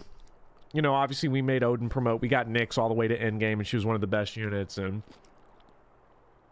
Perry, we got to level 20 on her joining map, and Laszlo, we got to level 20 on his joining map, which is the same, and Saizo, we took all the way, and, you know, but really, it was more work than I think it needed to be. It was really only worth it for memes. I do think the worst characters in the game are the Fuga's Wild Ride ones, though. Just because the options you have there to kind of bullshit EXP onto them just don't exist nearly as well.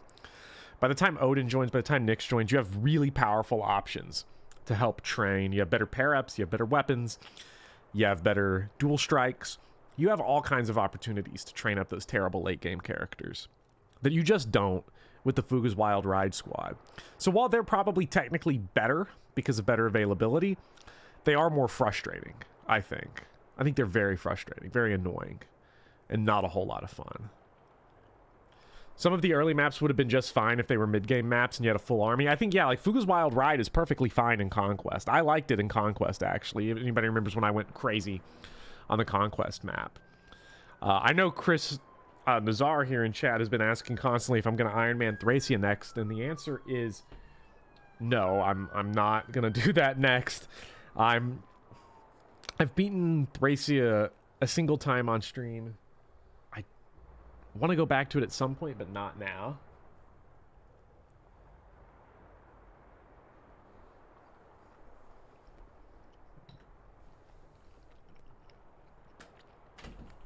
The snow map only lets you bring 6 units for no reason. What is this, Hector hard mode? Yeah, like, I do like the high deployment limit. It did feel like I had a lot of options. I think one of the benefits is that the Fates gameplay systems are so much fun. Once you really know how to use them, and I don't know how to use them that well, but I know how to use them enough to where I have a blast with them. It's probably my favorite, one of my favorite gameplay systems in the series. Big Body Rice.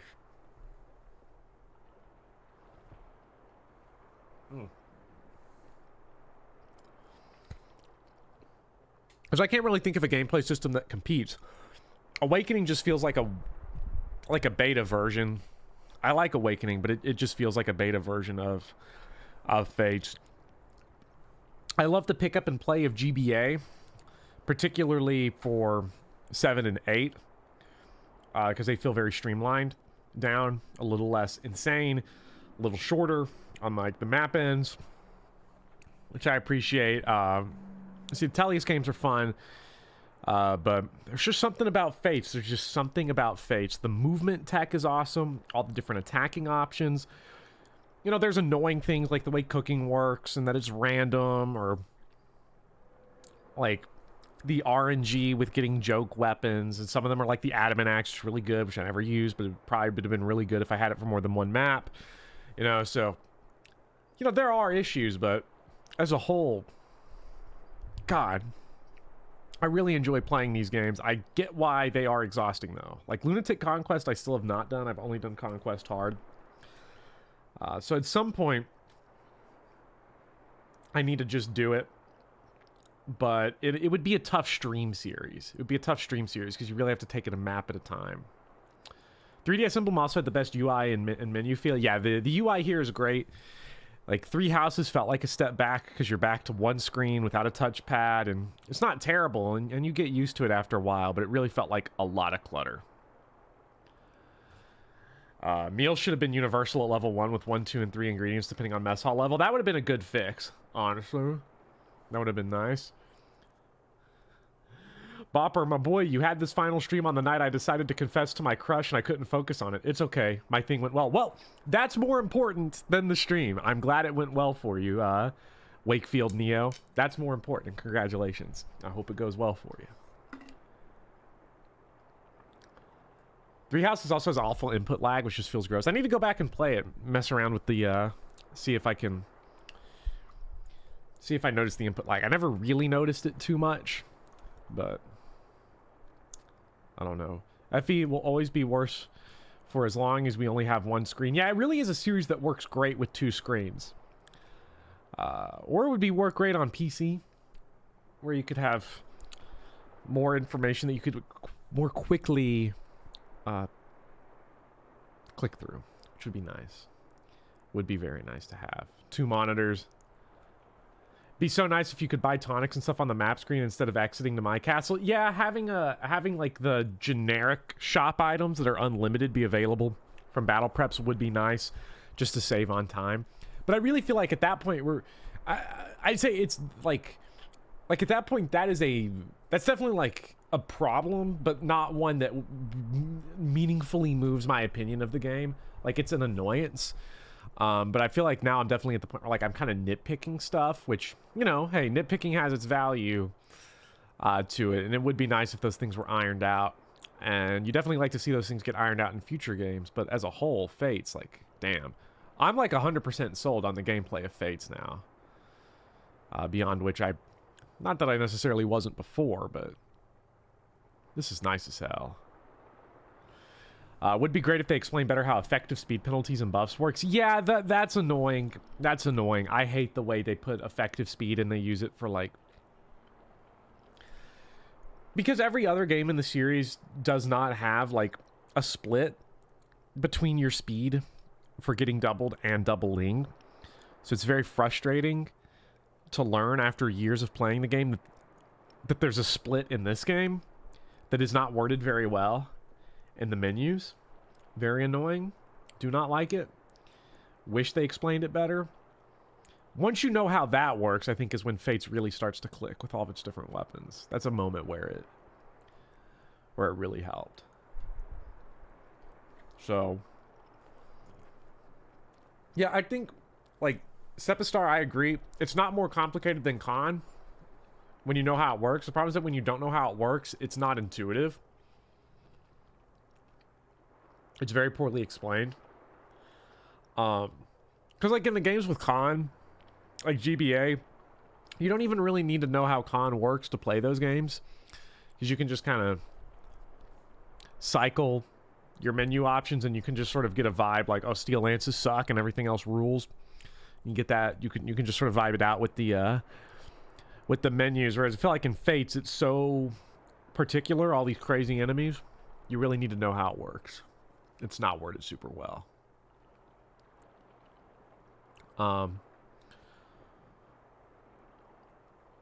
God.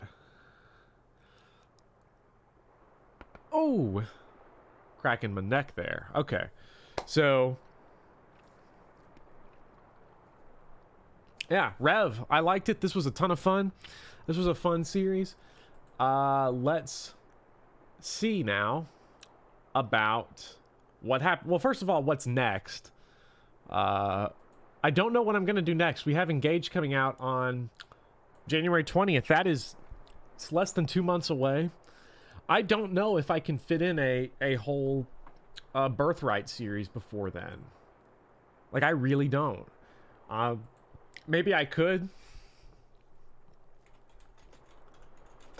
But if I'm trying to finish, you know, Xenoblade 2 Torna in that same time, I don't really know. I don't know. So it's definitely in a spot. You probably just heard the Nintendo snap because I'm getting the gameplay trailer pulled up for this game.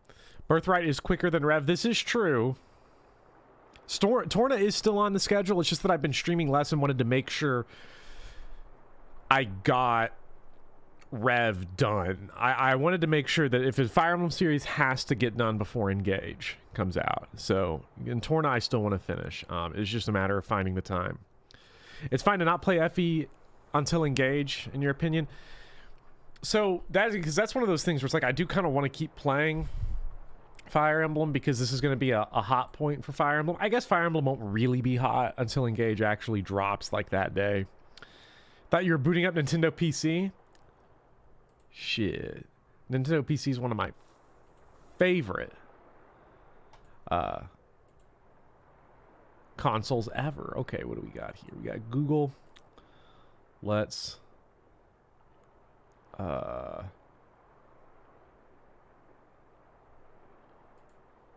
see here. Can I get, there we go. Look at that. Oh, you gotta say gameplay reaction trailer. Make sure we can still see chat for everyone that uses the on-screen chat for their gameplay action. Maybe you could play half a game like FE4 Book 2. I did one chapter of FE4 Book 2 and was like, oh my god, everyone's dead. And then I got terrified. So, ooh.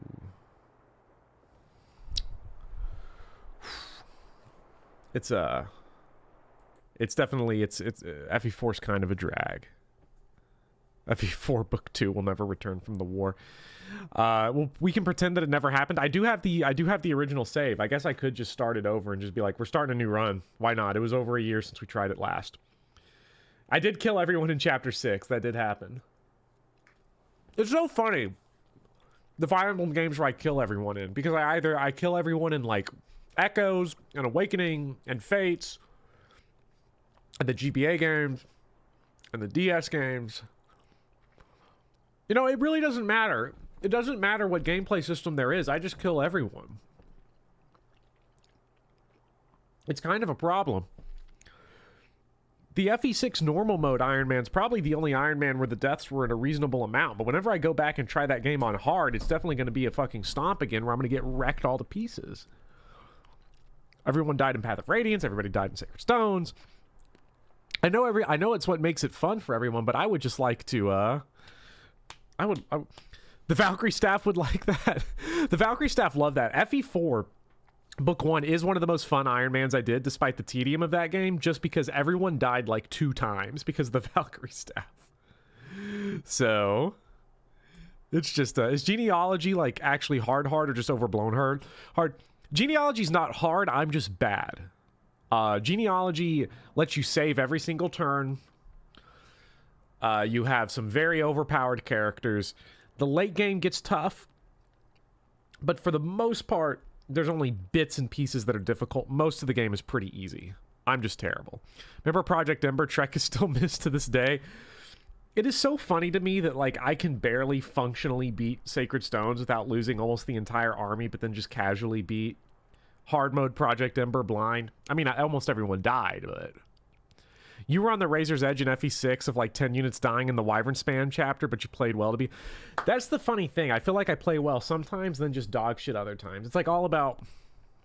It's all about mindset. There are really difficult Fire Emblem maps where I just turn off, or I turn it all on, and then on the easy maps, I just get swamped. It's like, you know... I know this run's been the football run. It's like what happens when you underestimate an opponent that you think is significantly worse than you.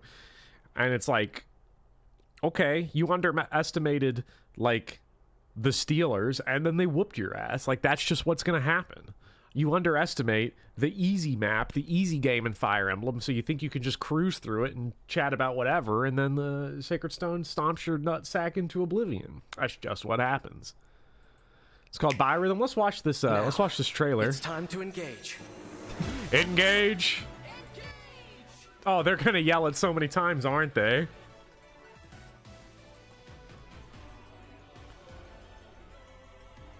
The secret of the emblem rings. Engage. Come. The Fire Emblem Engage game. You command a uniquely skilled cast of characters. Okay, wait, can I stop it already? I just want to comment on this. I don't know if this struck anybody else as weird or if it's just me. In the Fire Emblem Engage game, that's such a weird way to put it. Why do you have the word game there? Just saying Fire Emblem Engage. That's a nitpick, I understand, but that's the type... I've been grading essays recently, so I've been really locked into, like, hyper-specific word choice. That just sounds so weird to me. In the Fire Emblem Engage game. I'm gonna let it go, though. In the Fire Emblem Engage game, you command a uniquely skilled cast of characters, called units, and lead them to victory. Is that the first time they've ever...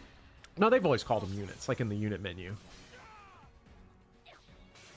New to this installment of the turn-based tactical RPG series, battles can be enhanced through the use of rings that hold the power of emblems, heroes from ages past. I want to see how this break mechanic works. That's what I want to see. When equipped with emblem rings, your units will sync with the emblems, increasing their power and giving the units Lodestar Rush, ain't that a special shit from skills. like Mario Galaxy? As you can see, there's a significant difference when confronting the same foe. Guided by the You emblem. can even take Hold on, the let me emblems wa- a step further. Wait, should I just let it play all the way through, then go through it again? I feel like because this is a gameplay trailer, I'll let it play all the way through so that I don't ask a dumb Engaging question that gets emblems answered and later. using How about them that? with your units. Emblem engage.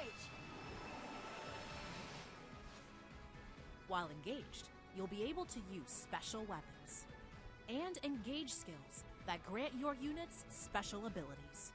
Fate has brought us. You'll also be able to unleash powerful engage attacks to decimate your foes. Jesus. Yo, wait. I'm sorry. I said I wouldn't pause it, but can we just take a moment to appreciate that that our first big attack we got to see was 6 times 9? Hell yeah. The emblems that dwell within each raid have their own unique abilities. If you require strength and swiftness, I am all too happy to oblige. Here we have Sigurd, emblem of the Holy War. He has excellent. They're just teasing us now about how FE4 is never coming out in English. Increases the unit's movement. The What? unit Jesus controls Christ! much more- What the fuck? Hold on. I know I said I wouldn't pause, but look at the movement. 1, 2, 3, 4, 5, 6, 7 plus 7? Are you mad? That's awesome. More terrain while engaged. On top of that, Override allows you to run through a line of foes, dealing damage along the way. Yes, it is the way I thought it would be. Hell yeah, that's what I will fight wanted. by your side from now on. This is Celica, emblem of Echoes. Her Echo skill allows you to split up your magic attacks and inflict damage on 2 targets. This is a Yo. special use for finishing off foes who have been nearly routed. Yo, She that's also fucking boasts cool. Warp Ragnarok, which allows Warp you to move to a Ragnarok! location that would otherwise be out of range and attack from there. Wait, no. Oh. Shall we go over just a few of the other emblems at your disposal? I'll help ensure the path you decide to walk is the right one. Here's Corin, emblem of Fates. Oh, no chainsaw blade. Corin's Dragon Vein skill can be used to alter the terrain to remove hazards, such as fire, or add healing effects to give your army the upper hand. Bruh. Torrential Roar will damage enemies directly in front of you and add the water effect to the terrain. Water effect to terrain. So is this like Use my power to guide triangle strategy? This is Byleth, emblem of the Academy. Byleth grants the Instruct skill. What is- which is can be de- used is to this boost the depressed stats of Leon? nearby allies so they can ace the battle.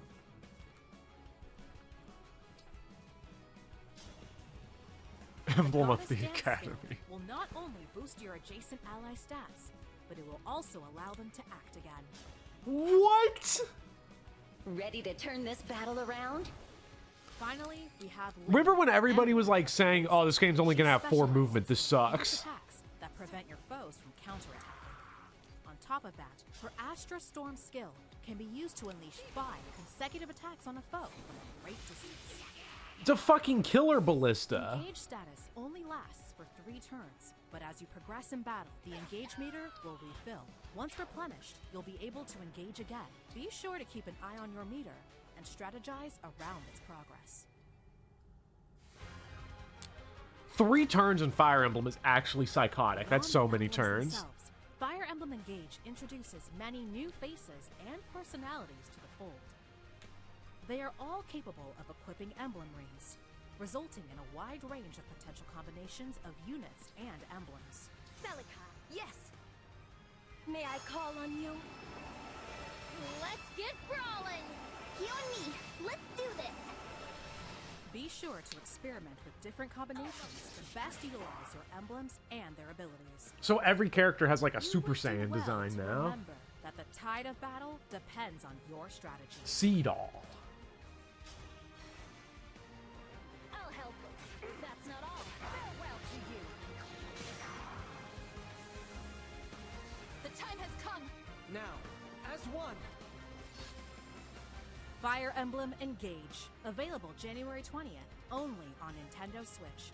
Digital pre-orders are available now on Nintendo eShop. Every character has 12 Super Saiyan design. And Okay, engage okay, we gotta run this back. We gotta run this back. Because this is... Okay, I'm just gonna throw it out here and say, like, I don't know... again, I don't know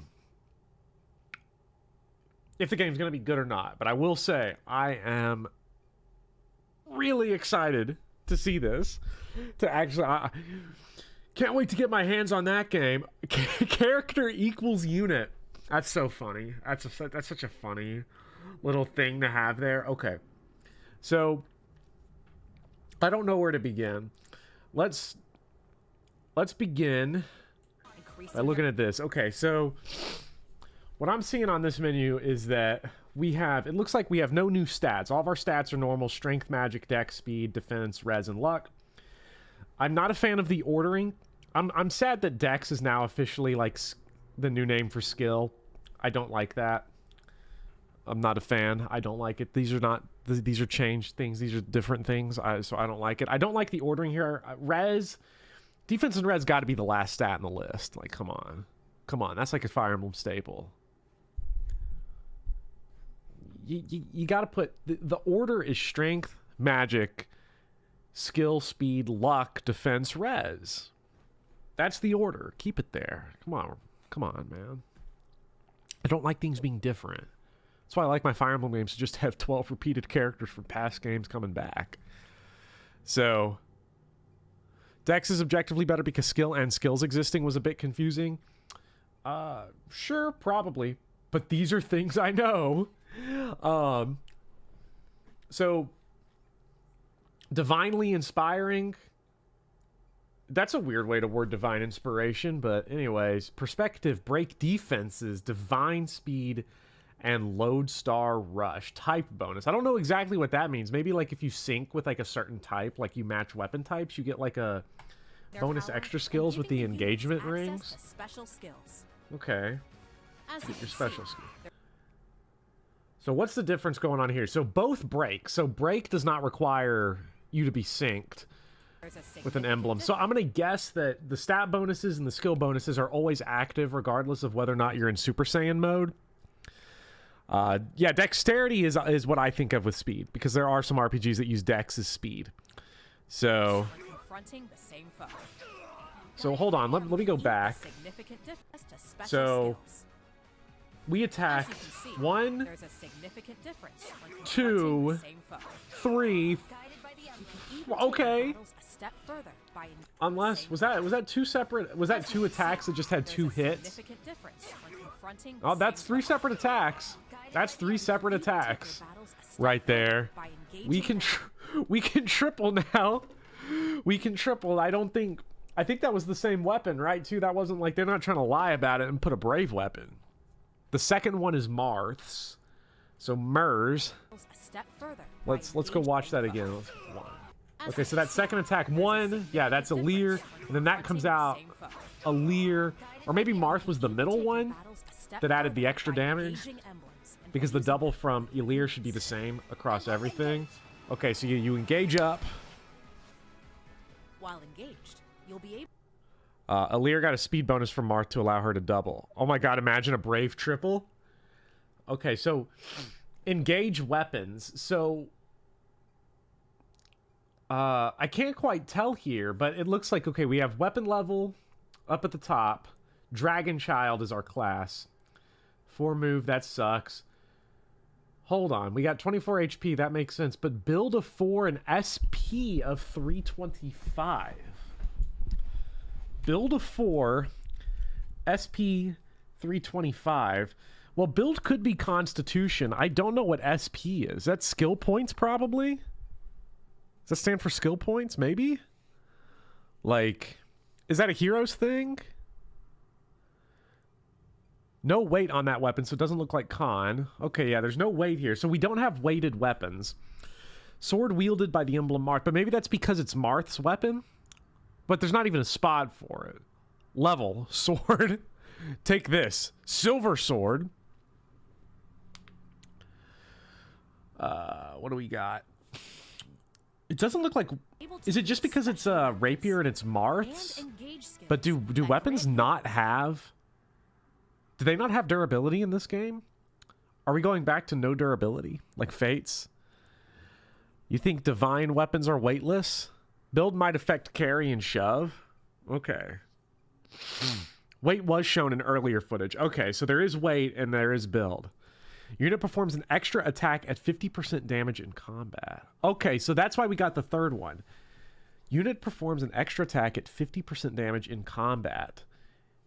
Unit recovers HP equal to damage dealt back by extra attack if you're a dragon, which is a Lear. Hold on. Were we damaged in that? Did we get to like see that in action? So we would have just straight up healed the 6, right? Is that what it's saying? So we can also just, wow. You'll also be able to unleash powerful engage attacks to decimate your foes. Oh my god, 6 times 9.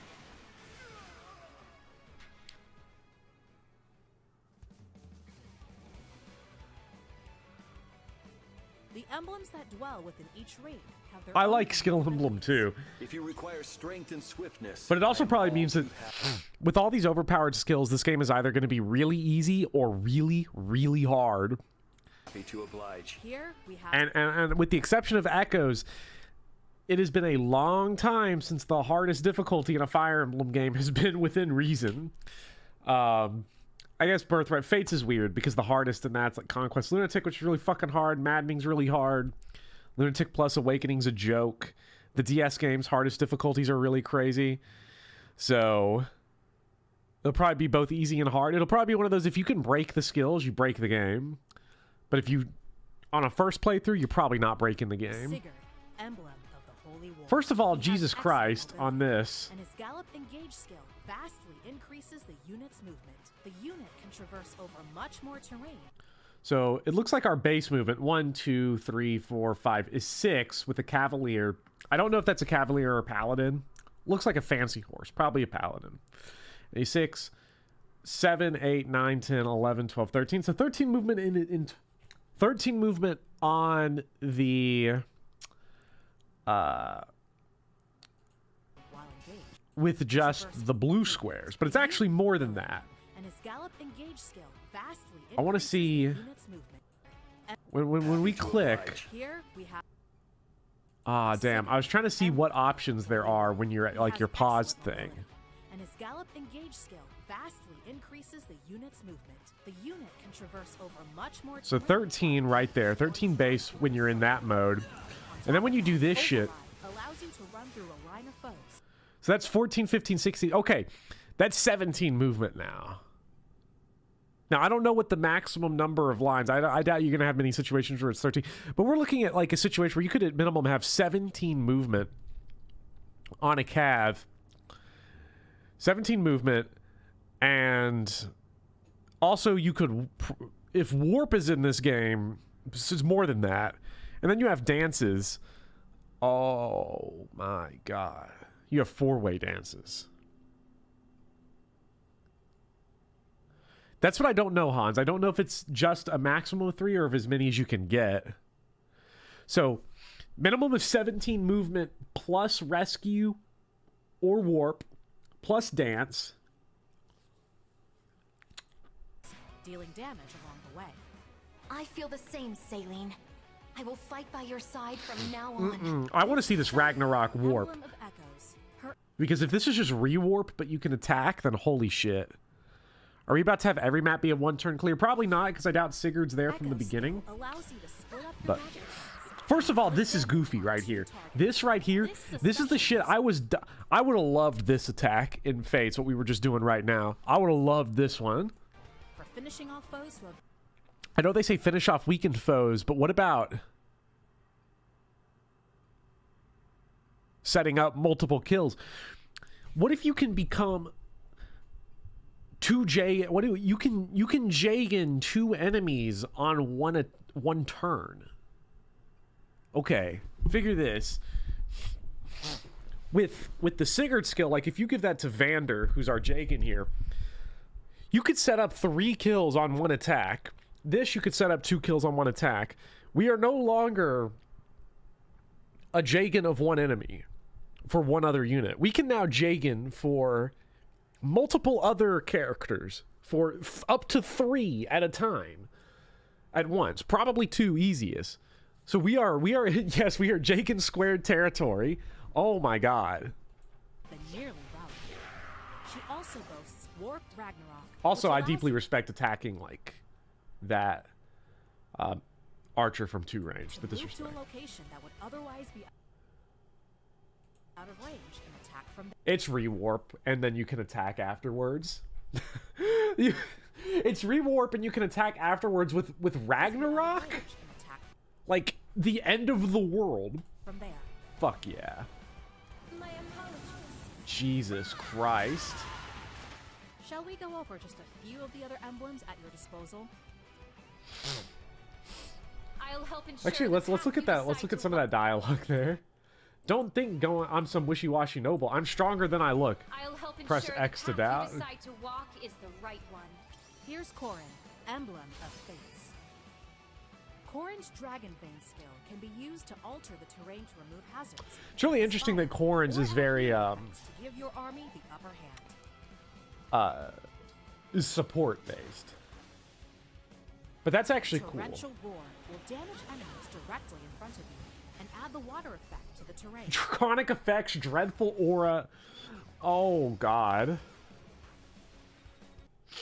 I'm very curious about this water effect thing. Are they gonna are elemental things? I've seen a lot of fire on the map, so I do wonder what that's all gonna be. SP, I'm very curious. How does SP work in Heroes? Do you like buy new skills with it? Like, is that gonna be a thing? Is it gonna be like a lot of other RPGs like Tales or whatever, where you can buy new skills with your SP or like upgrade them to make them more powerful? That'd be broken in Fire Emblem if you could like spend skill points on like, I don't know, divine speed. And it's like now you double at just 40% instead of having to hit 50%. It's like, whoa. Okay. We saw the tile like 10 seconds ago. Which one? This Water is tiles Violet, drop 30 Emblem avoid. of the Academy. Drop 30 avoid, you lose 30 Violet avoid. finds That's the so instruct silly. skill, which can be used to boost the stats of nearby allies so they can ace the battle. Jesus. So it's a rally. It's Fates rallies. It's bringing So Fates they- rallies back. I don't Ace the battle. see how big it is. Bond up. So you support.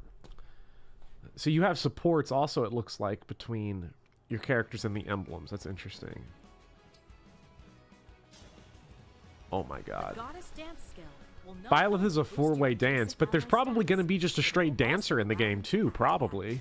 So, Ready to turn this are we battle going to have around? multiple dancers again, like in Finally, 3 we have houses, Lyn, where we can do multiple Emblem of dances? Blaze It. She specializes in fierce attacks that prevent your foe. Can we talk about how Lyn's attack is 3 damage, 3 times 3? Because that's very funny to me, that she's like the super powerful like emblem ring, and then is just doing straight the same damage as the enemy's doing in one attack, but she had to like triple brave it. Finally, we have Lyn. That's very Emblem funny. of Blaze It. She specializes in fierce attacks that prevent your foes from counterattacking. On top of that, her Astra Storm skill can be used to Jesus. unleash 5 consecutive attacks on a foe from a great distance. Astra Ballista. Engage status only lasts for 3 Astra Ballista, and if flyers are weak to that, are flyers even going to be a problem to deal with now? I'm just going to nuke a wyvern before it comes in. I'm going to hit it with the Astra Ballista. It doesn't look very strong, but if it deals effective damage against things, or if it can... I think it's just fists that can break. I don't think bows can break, but that's crazy. turns. But as Maybe you Wyvern's progress not weak to in battle, arrows again? engage Could be meter the will case. refill. Once replenished, you'll be able to engage. So you've got again. cooldown. Be sure to keep an eye on your meter and strategize. Is this the first Fire around Emblem its game to have boundaries. cooldown? Heroes has it. Never mind. Beyond the emblems themselves, Fire Emblem Engage introduces many new faces and personalities to the fold. They are all capable Wait, so heal has uses? of emblem rings. Yeah, no, it looks like weapon durability's resulting in a gone, wide range of potential but the combinations staves have of durability, so it and looks like it's emblems. Fates. Celica, yes. So May May I call on you? I actually like Let's get not having to manage brawling. durability. Let's do this. I know it's fairly divisive. Be sure to experiment with different combinations to best utilize your I emblems like just and building up a abilities. small repository of like weapons and having to like make serious decisions on when to get weapons and stuff, instead of always having to like deal with inventory issues. Hold on, let's back up. Emblems and their Let's get brawling. You and me. Yeah, that was a character design there. experiment with We got- different combinations to best utilize your emblems and their abilities. You would do well to remember that the tide of battle depends on your strategy. Okay, so lots of terrain effects in this game. Yeah, we just summoned. So we have we've got Jenny summoning back, I think. Let's see what that skill is called that they clicked on. Call doubles.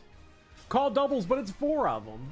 I'll help them. Good lord. Farewell to you. God, we got laser beams. Now, as one. My god. Fire Emblem Engage, available January 20th.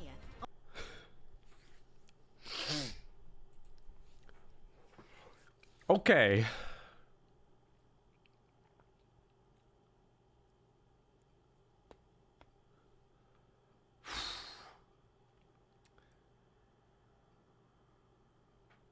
I have to say, like, I'm quite excited for Engage now. I know people are still down on like the character designs. I've resigned myself to the fact that I just don't like most anime character designs for RPGs. That just tends to be how it goes. Like, I like Awakening. I like the GBA game 7 and 8 especially. You know, I like the retro games art, but like Fates I don't really like. I like Echoes, but beyond Fire Emblem, like, I don't tend to like a ton of anime game designs. Code Vein don't like. Tales don't really like all that much. So it's a shame that like it's not as good as something like Triangle Strategy, but as far as the art goes, but I can live with it is what I'm saying. I like the direction as far as the colors. I don't like a lot of the specific characters, but I'll either get used to them or just ignore them. It's going to be one of those two because I'm still going to play the game and probably enjoy it very much. So let's get an FE game with the FE1 official art style. We need more big teeth. I want big teeth. Did I play Trails? I have yet to play Trails, although I do have the first Trails game on the computer that I can just start playing at any time. But I have not. I've not played one yet. I've been working my way through Ys. That's been my Falcom series of choice recently. So we have actual people of color, so I forgive them. Yes, I didn't mention that when I reacted to it the first time, but it is exciting to finally have, you know, actually like black characters in the game, for like a bigger portion of the cast. So that's pretty cool.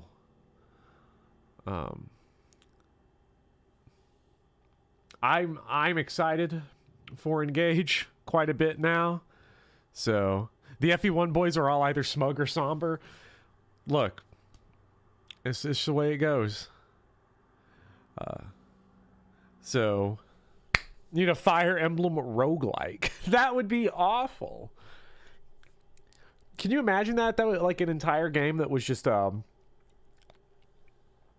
like, I could see where like you could try to do it, but like there'd be just such a, it would feel like one of the coolest things to Fire Emblem to me is that even when it has bad maps, it has unique maps. Every map isn't just like a square like it is in most tactics games. So I feel like a roguelike would just feel like doing all the Bloodborne dungeons. But maybe you could get it to pull it off. So, you know, you could probably do it with a randomizer. Dolphin and McAllen look super happy.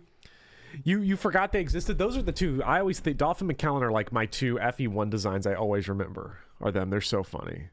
FE Bowling. I still want Out of the Park Baseball, but Fire Emblem. We will get it one day. Like Disgaea. That game sucks. I never played Disgaea. I've heard it's super grindy, so I've never really wanted to get into it. So, Fire Emblem fighting game awaited Smash Bros. Sakurai just drops the new Smash Bros, but it's all a Fire Emblem cast. I would love that. I really would love that. FE bowling would be cool though. I don't know. Bowling games are. You got to have a hook. I feel like Fire Emblem bowling is a hook. It would not be. It's not going to be as good as Yakuza bowling, but nothing.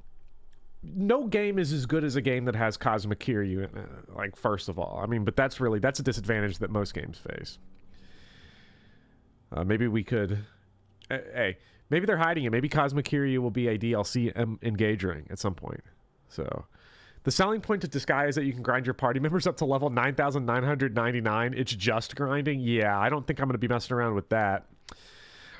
Too much, at least those parts. Maybe I'll go into the story. Disgaea is fun. You don't need to grind for the actual good part, so like just do the story and then it's fun. Anako Sphere basketball, oh hell yeah.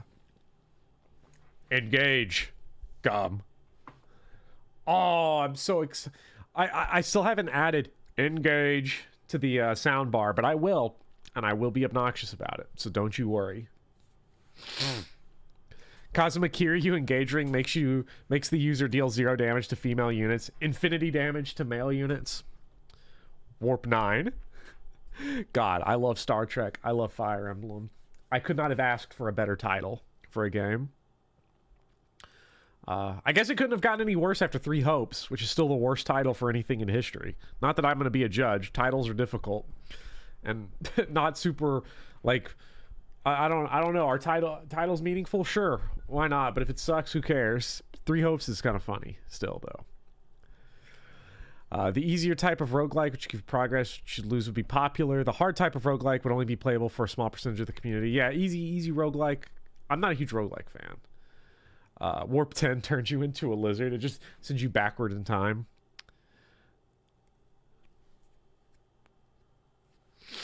Fire Emblem makes me hate Final Fantasy Tactics game. It's too grindy and slow-paced.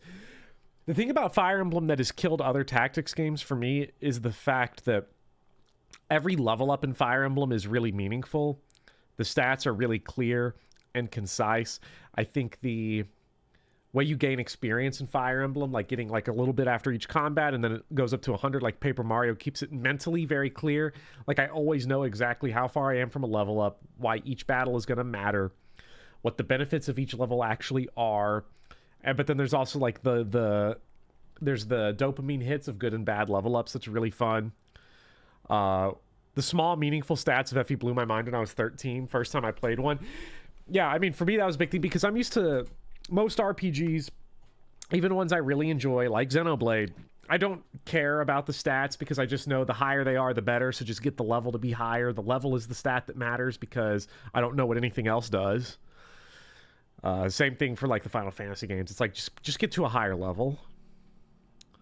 Numbers are way too high on other games for no good reason. I think it's this false sense of like if you have numbers be big, it's like more engaging. You know, you start by dealing 70 damage to enemies in Final Fantasy VII on the first ones, and then it just goes up from there. But then no numbers mean anything at a certain point. I can't bother with strategy games that don't tell you what your opponent can do anymore. Yeah, bigger numbers are more accurate. Like, they are more accurate. I feel like that's more accurate in, like, a mathematical sense. But, like, for a player intuition sense, you know, for a game like Fire Emblem where you're fighting one enemy at a time, I think strategy games benefit from, like, lower numbers to be more readable. Have less variety.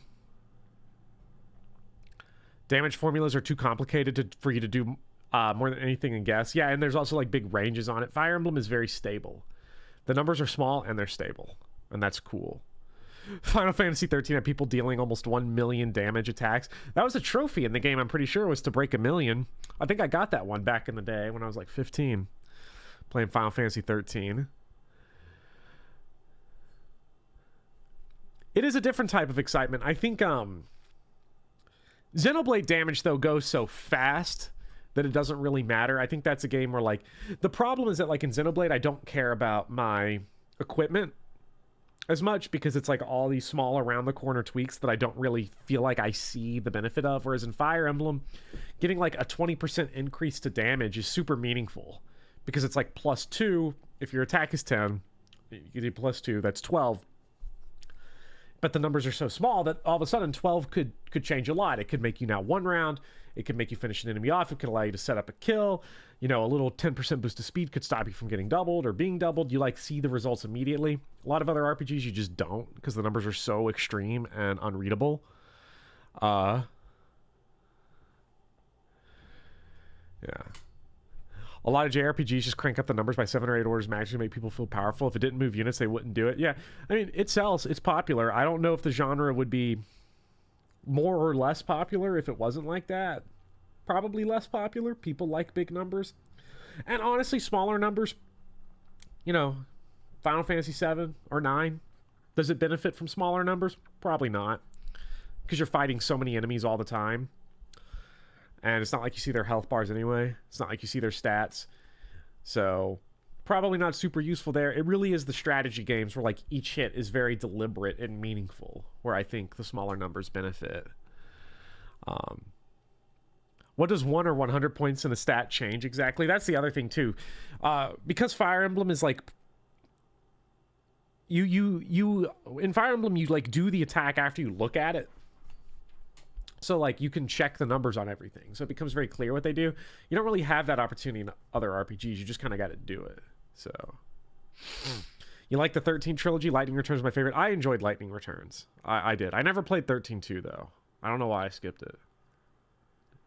I have it. It's, like, on Game Pass. I could play it, but I don't feel like I'm dropping a bunch on there.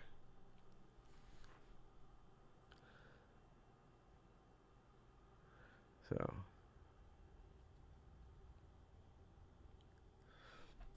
it struck the core of why I like strategy games more than RPGs. How about you actually make me think about what I'm doing? Yeah, and that's the complicated thing. JRPG enemies just have to be cannon fodder. Imagine playing Final Fantasy VII or something, or Pokemon, where every single trainer battle or every single random encounter was this grueling slog of an intense encounter. Like, if you have combat encounters that are very difficult and complicated and you have to think through them, there just has to be less of them, because Fire Emblem is like really a series of like 25 to 30 combat encounters for a whole game where you can see everything right from the beginning. So there's not that many, so like having a higher threshold of thinking makes sense. But if you were just running around, it's like why the Echoes random encounter battles are so easy, is because like if they were difficult, what the fuck, they would just be time consuming and tedious. They already are tedious, but at least they're not time consuming. Wizardry 1 bros arise and assemble. Oh, the 80s. Oh, the 80s are a great time. I want to try 9 very much and Tax Success in the S and have a 7 remake for the visual reference. Like, so I think the challenge for JRPGs is that they need to get out of like design of abundance. They'd have to be like okay with like fewer encounters. Fewer encounters, less battling, more high-level thought, if you wanted to do that. Xenoblade is the only JRPG I'm okay grinding in. The overkill bonus makes it feel so much less tedious. Well, like Xenoblade 2, you know, I beat... what was our final time when we streamed that? Like 47 hours? Something like that. It wasn't too long by just doing the overkills. I never had to grind a single time. And like Xenoblade 2, every encounter, once I knew how the game worked, felt meaningful. Most of them did. Because I was like only doing the bosses. So that's part of why it was so fun. I don't like hour-long boss menu battles like Octopath. Yeah, those are difficult to like just sit through. You'd like to see Fire Emblem do more interesting utility units that do tricky things. Engage might be that. It looks like some of the skills are crazy. I hope that they do that. Final Fantasy VII Remake had fewer encounters. It was interesting. Final Fantasy VII Remake, kind of a tough little game. Sometimes it's not really hard. I never messed with hard mode in 7 Remake because it had the bright idea of what if the change in hard mode is that enemies hit like trucks and also you can't use items anymore, which is just ridiculous. It would be like Fire Emblem hard mode where it was like you can't use vulneraries anymore. It's like, why take the tools away? Why take the tools away? Hard mode should make you use the tools more intelligently, not take them away. That's my philosophy on it. That's why I never liked that Mystery of the Emblem or New Mystery of the Emblem took away the warp staff at higher levels. It's like, well, I get that it was broken in Shadow Dragon, but, you know, make me use the stuff more intelligently. 7 Remake on hard is fun. I've still never messed with it. Oh, Radiant Dawn's the worst. We'll take away unit range, enemy ranges. That's just so stupid. So dumb. Maybe I will give FE7 or Final Fantasy 7 Remake a chance on hard mode one day. I don't know. FE12 makes the game harder by explicitly making it less fun. That is so... God, what a choice. What a choice. For move quality of life. It is so dumb. I think the reason why FE stays good is because it stays true to its roots in war games rather than tabletop RPGs and similar ones where JRPGs come from. That is true because I've never really enjoyed tabletop RPGs, but I have enjoyed war games, which is interesting. I've not played a whole lot of them. The only like tabletop RPGs I've ever enjoyed are things like Sorcerer's Apprentice that are just kind of more fun, off the seat of your pants kind of games. I've never enjoyed like Dungeons and Dragons. It felt like it was a lot of number crunching and a lot of things that just didn't make a whole lot of sense to me.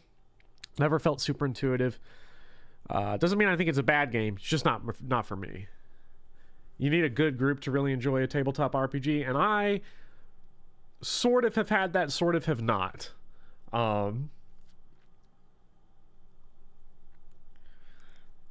I've never had like a dungeon master that was like good for me to really enjoy it. So I think Fire Emblem has actually ruined TRPG combat personally, but being a writer has made the RPing aspect better. I don't know. I feel like Fire Emblem's tactical RPG gameplay is just more fun for me. Everything feels, I don't know. I feel like I'm doing a more fun job strategizing. It's also just not clunky. A lot of strategy games just got to stop being clunky. Even new ones like Triangle Strategy, that game's super clunky for no reason. It's not as bad as it was before, like in the demo. But like, come on. It feels like the genre is stuck in the 90s, while at least Fire Emblem has picked up the pace. Like, okay, we're moving now. We're moving. You have the most fun in tabletop RPGs when an entire session goes by and we never even get into combat. Yeah, combat is annoying in like Dungeons and Dragons, I always found. Except for when I played as the robot Ratfink Butterballs and I could catch arrows in midair and just throw them back. That was cool. I liked that.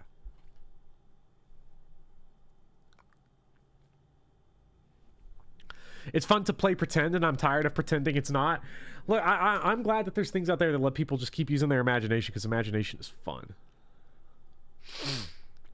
And I hate that like you're supposed to grow out of it and get a job. Get a job. Hate yourself. Hate everything. Enemy phase is one of the biggest FE things that the other RPGs... Yeah, I fucking love enemy phase in Fire Emblem. It's genuinely like my favorite part of the games. And it's so sad. Like, part of why I've really struggled with Berwick Saga is that, like, I get what they were doing, but not having the back and forth of attacking, like, boom, boom, attack, retaliation, and then also being able to plan around an enemy phase is just kind of,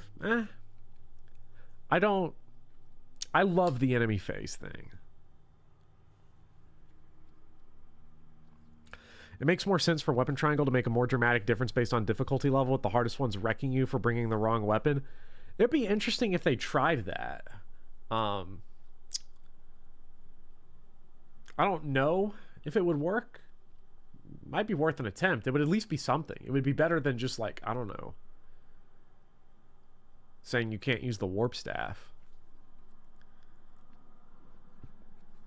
I guess Conquest does do that because all the enemies have capped out. The DS games and Conquest and Fates do that by upping the enemy ranks. All the enemy weapon ranks are capped. So I guess they do kind of do that. I like that Berwick Saga didn't strictly remove enemy phase play, but made it not the objectively correct way to play. I like the order of movement in Berwick Saga. It is fun, and I'm glad you can see it.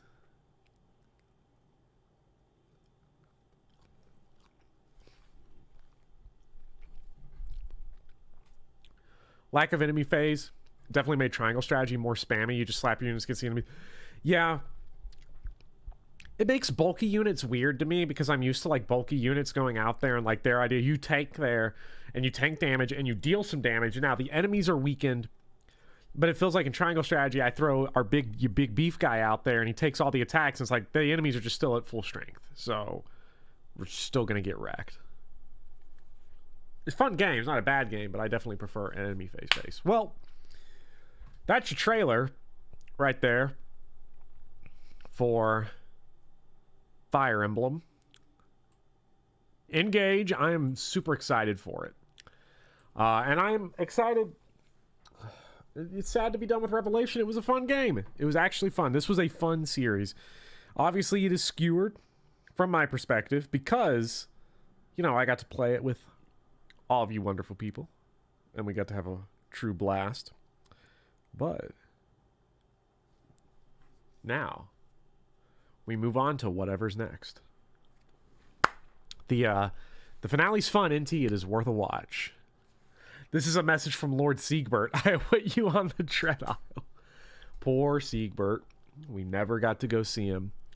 Still never seen what his map looked like, and I'm probably not going to check. You love the corpse pile we left behind? It was a war. It was a war, and we won. All right. Well, thank you. Thank you, everybody, for watching and supporting. It was a blast. And I hope to see you all next time I stream. Don't know when that's going to be. Or don't know what it's going to be, I should say. Got to finish Torna. Don't know if I'm going to... Might take a break of Fire Emblem until Engage. Maybe have a chance to play the new Pokemon games. Because now I'm just sitting here and I'm like, I didn't buy them. But then Midnight Cowboy's sitting here and he's telling me, bro, you got to get it. It's the most fun Pokemon game ever. And they're going to bother me until I do. And it's like strictly a social series for me. I'm going to play it as long as I have somebody that I can talk to about it. I will not play it otherwise. So if I'm ever going to play it, it would have to be now. So, maybe. It's a great series. Yes, I had a lot of fun. A lot of fun. You guys should do co-op. It's bad. Like, that's the one thing. It's like peer pressure, but also everyone's like, it's the best Pokemon game. And I'm like, that's not necessarily an endorsement. You do understand that. So... all right, well, you hope I make an essay out of the JRPG versus SRPG discussion now. I might do that at some point, but I don't know how I'd want to approach it. I wouldn't want to approach it from like, I think JRPG bad, I think SRPG good.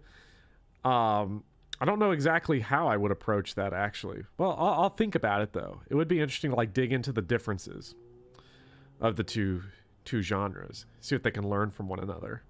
All right. Well, again, thank you all for joining. And I will see you guys in the next stream. You all have great holidays, great time. Eat lots of good food. Even if you're not American, eat lots of good food. Have a great time. And I'll see you all later. Bye-bye.